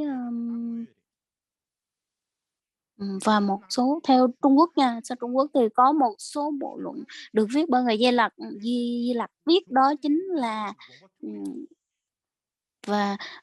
Tây Tạng nha, giữa Tây Tạng và Trung Quốc thì họ có nói rằng là đây là một trong những bộ luận của ngài Di Lặc viết ra. Thì trong hai cái cách mà hai cái dòng nước này dịch ra thì cũng có một số là, ờ, giống nhau, còn một số là không giống nhau.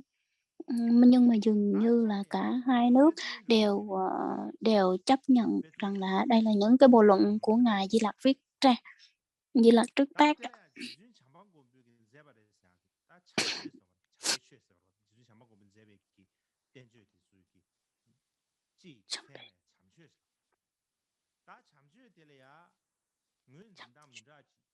Và những cái bộ luận mà ngài Di Lặc viết ra thì người ta gọi là chậm truyện. Và, ừm, thứ nhất là theo thánh điển của Trung Quốc. Theo thánh điển của Trung Quốc thì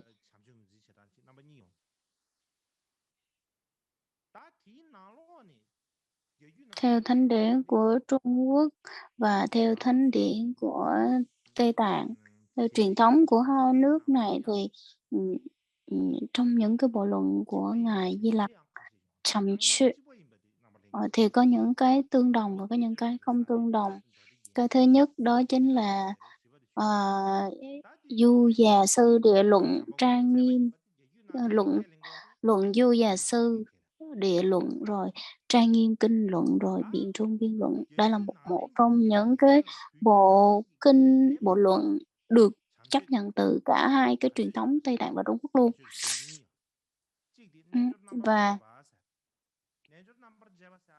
Và một cái bộ luận mà không được dịch, chưa được dịch ra là Nechoranambaceva, mà đó là tên là Nechoranambaceva là từ tiếng Hoa. Có cái tên thôi, chỉ có cái tên của bộ luận thôi chứ chưa được, hai bộ luận. Cái bộ thứ nhất đó chính là, Nechoranambaceva, thì bộ này chỉ có cái tên thôi chứ chưa được dịch ra tiếng Hoa. Rồi một cái bộ luận khác tên là Tổ chức Kỳ Trì Ba, thì cái bộ này cũng đã được dịch ra từ tiếng Hoa rồi. Còn đối với tiếng Tây Tạng, tiếng Hoa thì rằng là họ ghi như vậy, họ đã ghi những cái bộ luận mà do ngài Di Lặc trước tác như vậy. Và theo cái truyền thống của Tây Tạng thì rằng là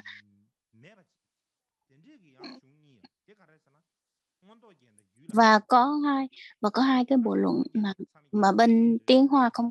không chấp nhận, đó chính là Hiện Quán Trang Nghiêm Luận, mà cái bộ luận mà mình hay học ở cái thời học Bát Nhã đấy. Bộ luận này rất là, gọi là, phổ biến ở Tây Tạng. Và bộ thứ hai đó chính là Bảo Tánh Luận, tiếng Tây Tạng gọi là Chulama, và Hiện Quán Trang Nghiêm Luận tiếng Tạng gọi là Nguồn Toke. Thì, ờm Và sau khi mà chúng ta có thể học xong cái, cái bộ luận, học xong về, tri thức tông thì có tương lai, nếu mà đủ chuyên thì sẽ dạy về Bảo Tín luận. Nhưng mà, cái thời gian thì mình cũng không biết, nếu như mà dạy về Bảo Tín luận thì đều mà dạy không phải cái cách dạy của tôi thì các vị cũng biết chắc là có lẽ cũng mười mấy năm mới xong cái bộ Bảo Tín luận này, cho nên là, có thể hy vọng là trong tương lai có thể, giảng cái bộ, Bảo Tín luận này. Và đặc biệt là cái bộ Bảo Tín luận đây là bên Tiến Hoa, bên Trung Quốc người ta không có chấp nhận, đây là bộ luận của Ngài Di Lặc. Đây là một trong những cái đặc biệt.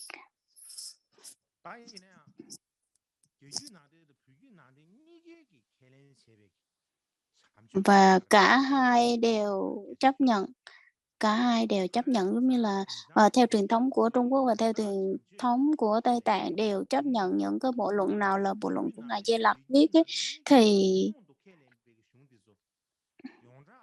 thì cái điều nếu mình biết thì nó rất là quan trọng. Mà nếu mà và,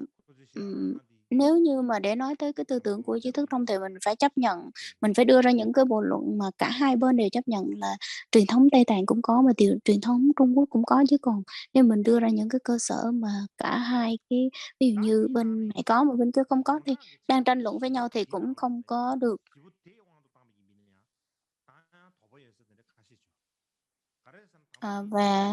Và cũng có một, cái điểm nghi ngờ đó chính là Du Già Sư Địa Luận. Ờ, tiếng Tây Tạng thì nói cái bộ luận là Du Già Sư Địa Luận này là do Ngài, Vô Trước, trước tác. Nhưng mà nếu mà nói tới cái nghĩa ở trong cái Du Già Sư Địa Luận này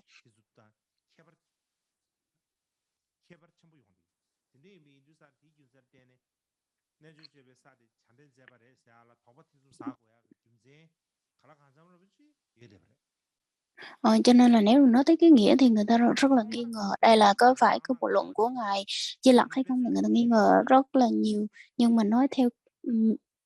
bên cạnh đó thì, ví dụ một vài từ ở trong này đi.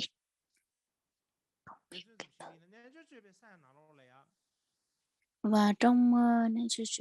Du Già Sư Địa Luận, hiện tại thì các vị dùng cái từ như thế nào? Như biện hiện tại người ta dùng một số từ, số từ rất là phổ biến ở trong biện trung biên luận và, pháp không biện luận này kia trong những bộ luận khác ấy, thì người ta dùng chung một cái từ rằng là Abhuta Parikapa, rồi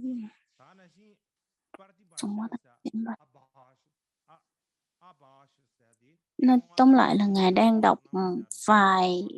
vài từ, nhưng mà cái này con dịch không kịp đâu. Là 3 từ, 3 cái từ mà Speech Tông Tăng Kỳ Tienes, dàn thơ mở diễn biểu cuốn từ Shevadas. Và cái cách mà người ta dùng cái từ này thì trong cái bộ luận, nói chung á là, 3 cái từ này được, dùng ở trong những cái bộ luận này nhưng không được dùng trong những bộ luận khác. Và nói chính thì những cái người học giả bây giờ thì người ta khi mà người ta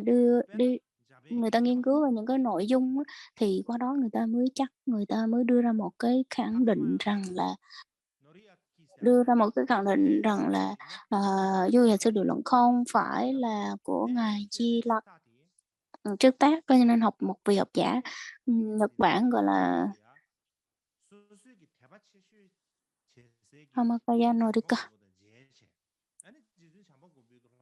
Và nói rằng là khi mà họ nói rằng là Ngài Vô Trước mới thiền định, nhập định, rồi đã nhập định đã gặp Ngài Di Lặc, đi diện kiến Ngài Di Lặc và sau đó là được Ngài Di Lặc chỉ dạy và sau cái xúc định thì ông mới viết ra lại những cái lời dạy của Ngài Di Lặc đó. Và mặt khác thì có một người, học giả ở Mỹ, một học giả nghiên cứu về Phật giáo người Mỹ tên là D.S. Lugis. D.S. Lugis. Và đây là một vị học giả rất là nổi tiếng, và ông nói rằng là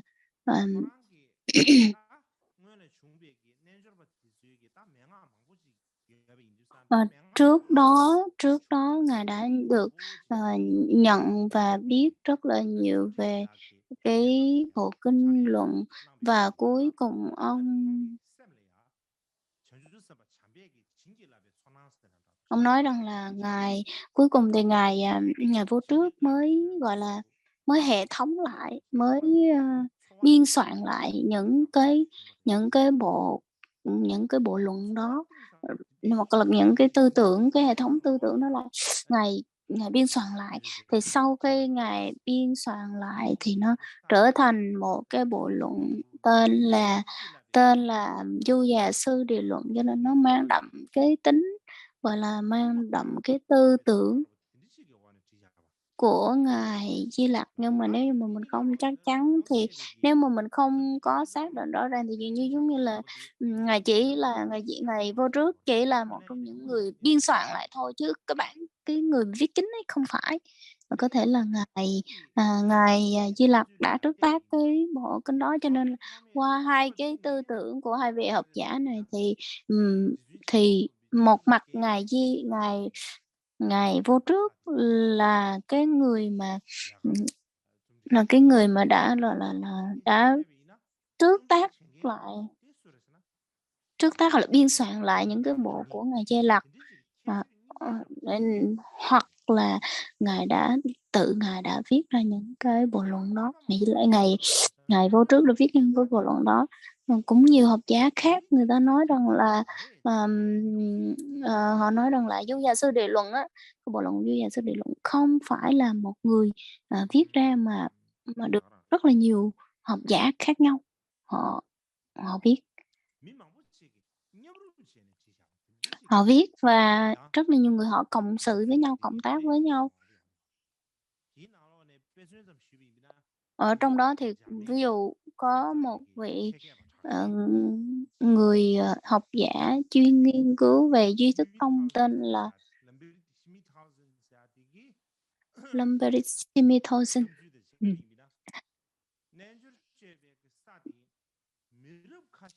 Ông nói rằng là Du Già Sư Địa Luận là một cái bộ luận được kết tập qua nhiều thế hệ.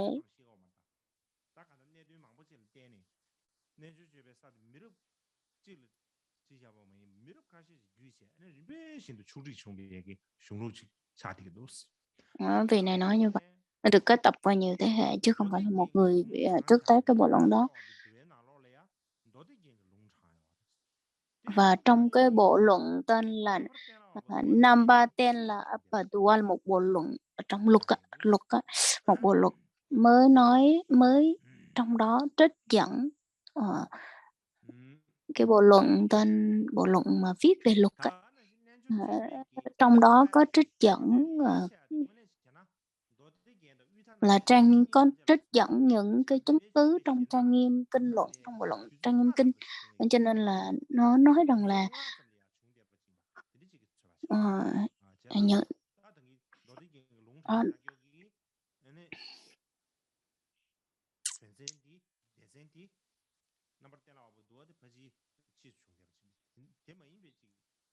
cho nên là cái bộ luận mà bộ luận viết về luật tên là Number 10 là Upper. Bộ luận này dường như là được ra đời sau Trang Nghiêm Kinh Luận. Bên cạnh đó cũng có một học giả tên người Nhật Bản tên là cái gì đó không biết nè.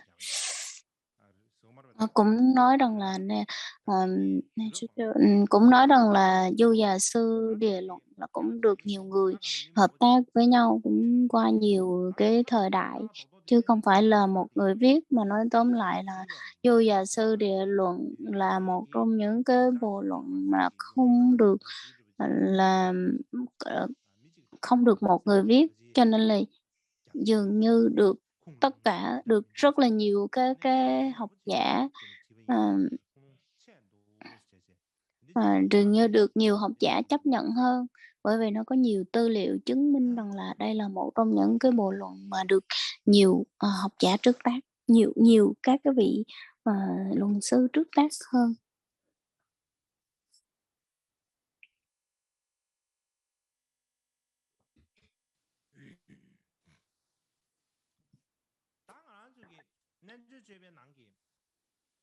Và Du Già Sư Địa Luận, ở trong cái nội dung ở trong Du Già Sư Địa Luận,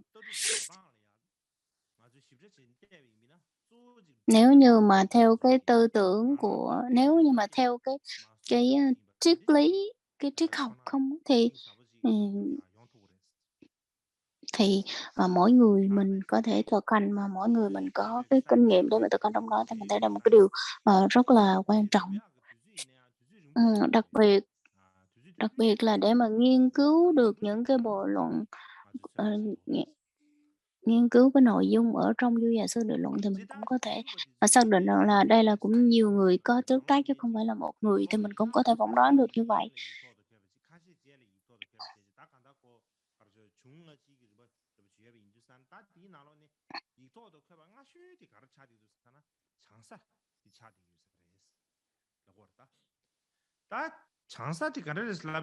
Sao thì chẳng sao. Là Bồ Tát Địa là một bộ luận tên là Bồ Tát Địa,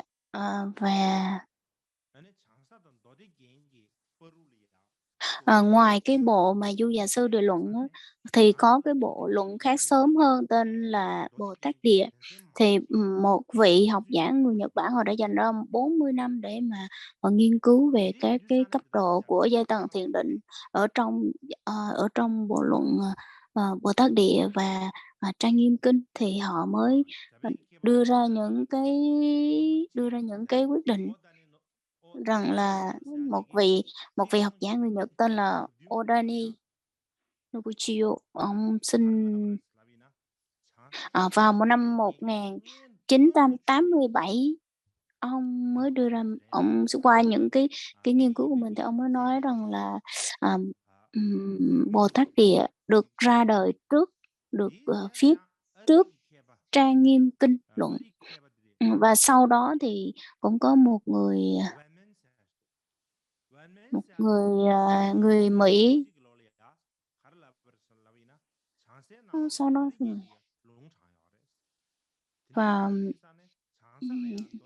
một người Mỹ tên là Huy Minh, thì ông cũng nói rằng là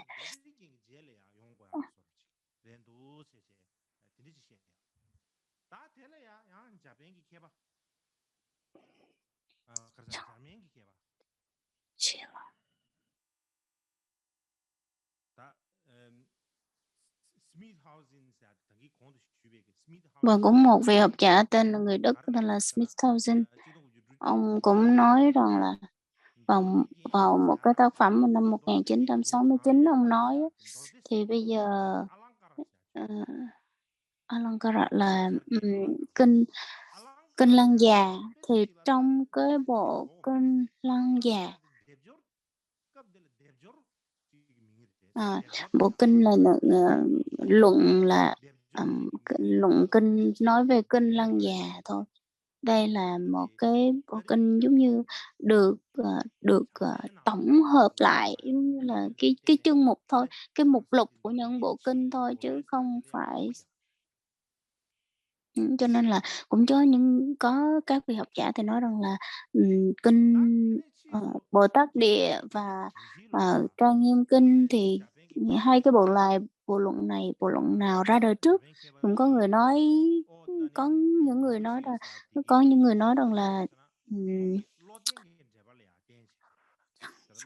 Bồ Tát Địa ra đời trước Trang Nghiêm Kinh và có người nói là Trang Nghiêm Kinh ra đời trước Bồ Tát Địa, cho nên nó cũng không có rõ ràng. Và một vị học giả người Nhật Bản thì họ cũng đưa ra họ đưa ra một cái số tư liệu khác là họ cũng quyết định rằng là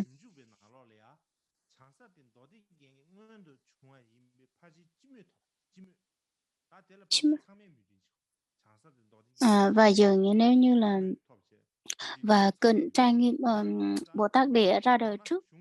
trước Trang Nghiêm Kinh là dường như tất cả các cái học viết, cái học học giả đều chấp nhận hết. Và sau này cái ông người Nhật ấy, ông Hồi giáo người Nhật ông mới đưa ra một cái cái, cái thông báo của ông như vậy, là cái tư liệu của ổng nghiên cứu là như vậy. Và dường như là cái cách mà, ờ, cái cách mà giữa Bồ Tát Địa và Trang Nghiêm Kinh nó được cái sự liên hệ như thế nào, và cái khoảng cách thời gian đó đã nương vào để mà, Duy Thức Tông ra đời như thế nào, thì, mình nhờ vào cái thời điểm đó để mà mình biết được. Và cũng có một số người nói rằng là, cái Bồ Tát Địa, cái bộ luận Bồ Tát Địa đó được biên soạn lại thôi, hay này kia. Thì, qua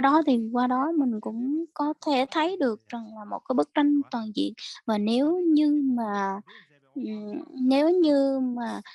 kinh Trang Nghiêm Kinh, nếu mà nếu mà mình cho rằng Trang Nghiêm Kinh là được viết bởi người Di Lặc, thì rằng là chắc chắn là cái thời gian nó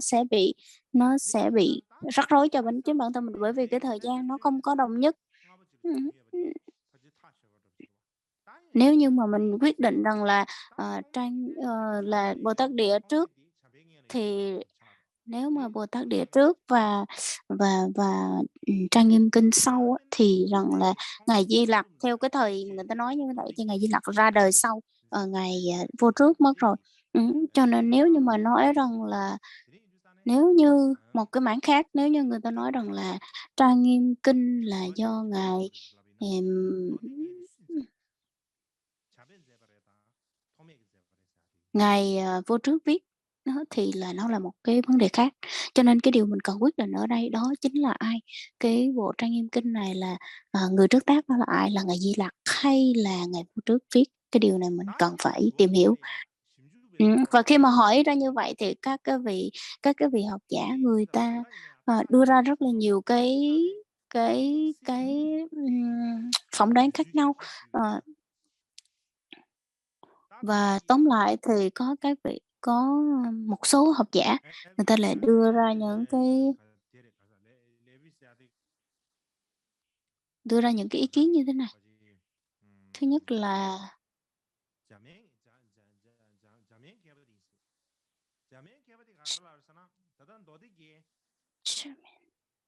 chắc có lẽ là một vị tên là Levis, có nghĩa là cái vị học giả người Đức. Thì nãy mình có nhắc tới đó là, Trang Nghiêm Kinh ở trong Trang Nghiêm Kinh mà văn xuôi và văn vần á, cả hai đoạn văn xuôi và văn thơ, thì rằng là đều là do, Ngài Vô Trước viết. Và cái thứ hai đó chính là một người, vị mà,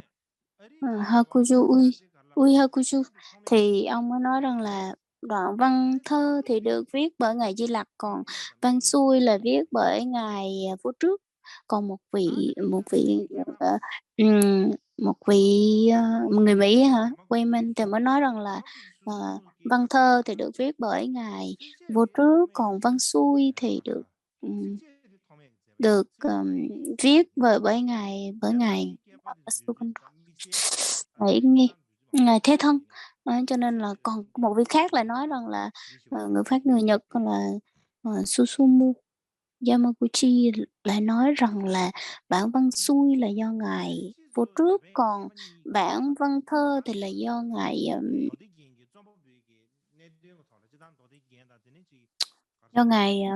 Thế Thân. Cho nên là qua các vị này, các vị học giả họ nghiên cứu về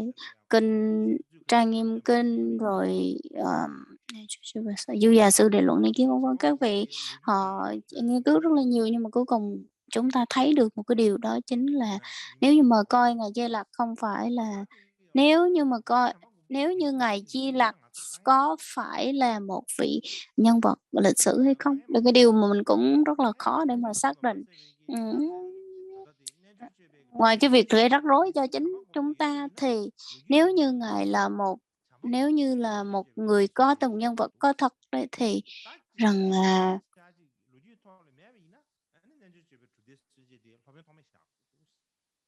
nếu như mà Ngài có thật ấy, thì rằng là cái quyển mà Chúa Giêsu Điều Luận là của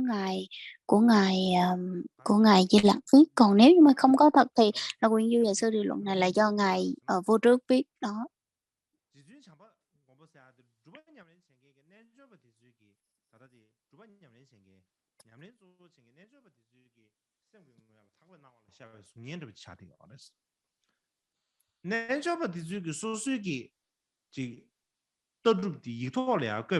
Những cái người, hành giả những cái vị mà hành giả Juda dường như ờ, họ cũng không có phải là một người thực sự trì giữ cái, tư tưởng của duy thức tông, mà họ chỉ là tu tập, và khi họ thực hành, họ tu tập, họ theo cái mà họ chứng ngộ được thôi, chứ họ không phải là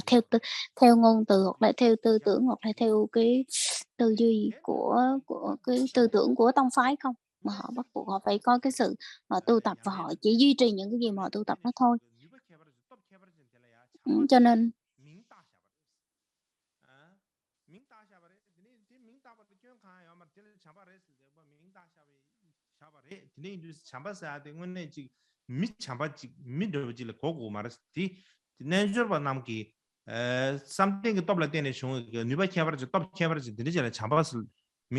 ừm,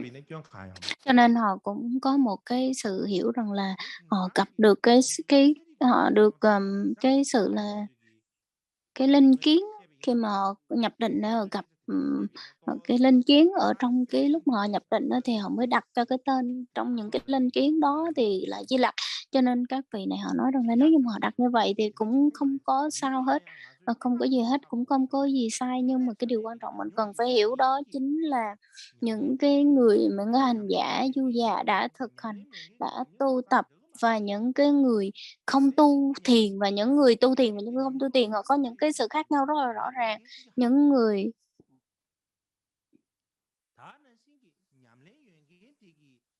những cái người mà có cái sự tu tập thiền định á, thì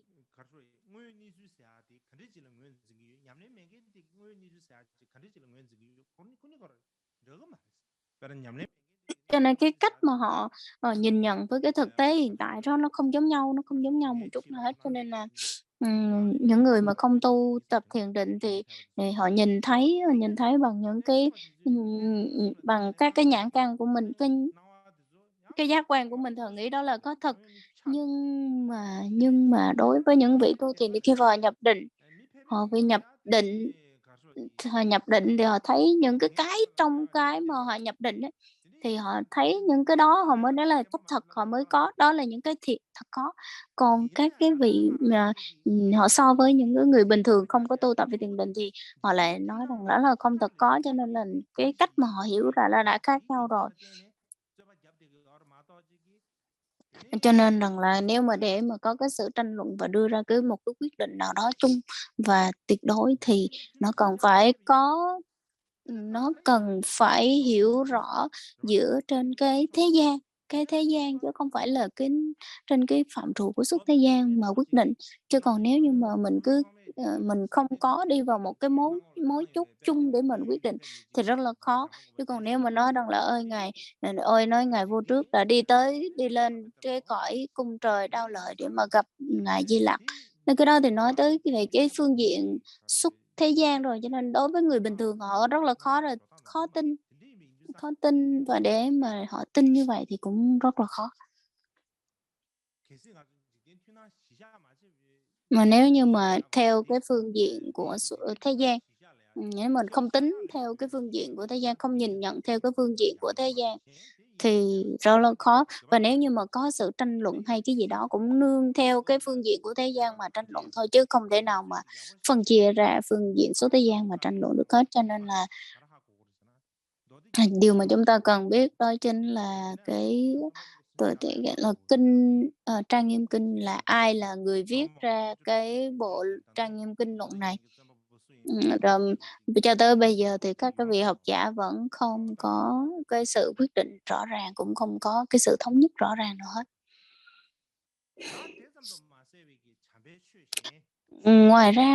Ngoài ra thì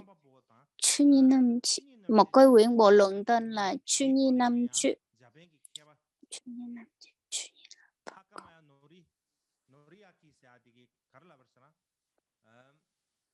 Bộ luận tên là Chunyi Nam Chu.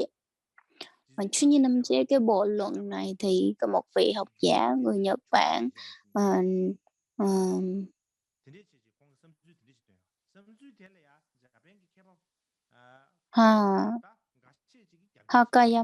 Hakamaya Norika. Vị này mới nói rằng là cái bản kinh này là không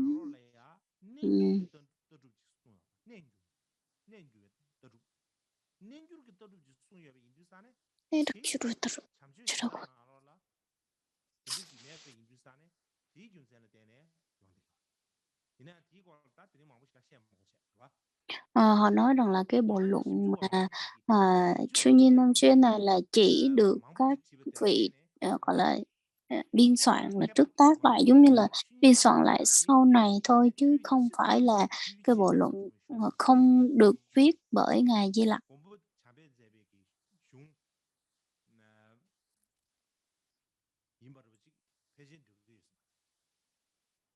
Hình như là họ không có chấp nhận rằng là cái bộ luận Chunyi Nam Chu này là được viết bởi Ngài Di Lặc. Và hôm nay thì nói tóm gọn lại là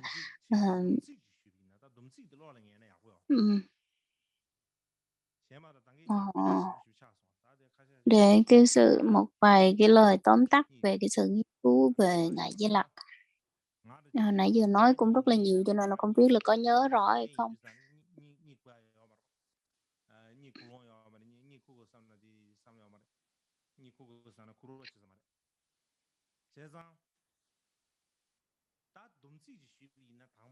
Nói tóm gọn lại thì mình cần phải nhớ những cái từ như thế nào. Đó chính là những cái tư liệu mà có thể nói rằng là Ngài Di Lặc có phải là một vị nhân vật lịch sử hay không, dường như cũng không có xác định. Cái thứ nhất. Cái thứ hai đó chính là cái bộ mà Dư Gia Sư Địa Luận là trước tác là Ngài Di Lặc hay là Ngài Thúc Mới là Ngài vô trước thì cũng không có chắc chắn. Cái thứ ba đó chính là nó chính là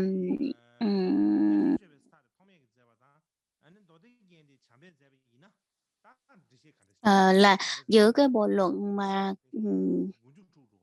Trang Nghiêm luận và Du Già Sư Địa Luận hoặc là Bồ Tát Địa, thì cái luận nào được ra đời trước thì cái đó cũng không chắc chắn. Cái thứ tư đó chính là nếu như mà Du Già Sư Địa Luận là của Ngài Vô Trước, vậy thì là cái thứ hai là bộ luận Trang Nghiêm Kinh là của Ngài Di Lặc, thì làm sao mà lấy cái cơ sở nào để mà giải thích được? Cái lý thứ năm, cái điểm thứ năm mình cần lưu ý đó chính là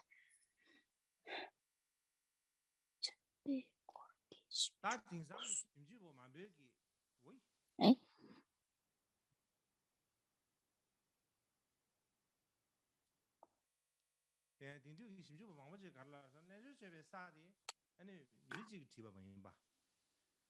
Và cái thứ năm đó chính là những cái học giả thời hiện tại thì họ nói rằng là các vị học giả họ nói rằng là đây là Trang Nghiêm Kinh không phải Du Già Sư Địa Luận được viết bởi một tác giả hay là nhiều vị tác giả. Cái điểm thứ 6 đó chính là cái sự tranh luận về các cái tác giả của Trang Nghiêm Kinh. Rồi cái thứ 7 đó chính là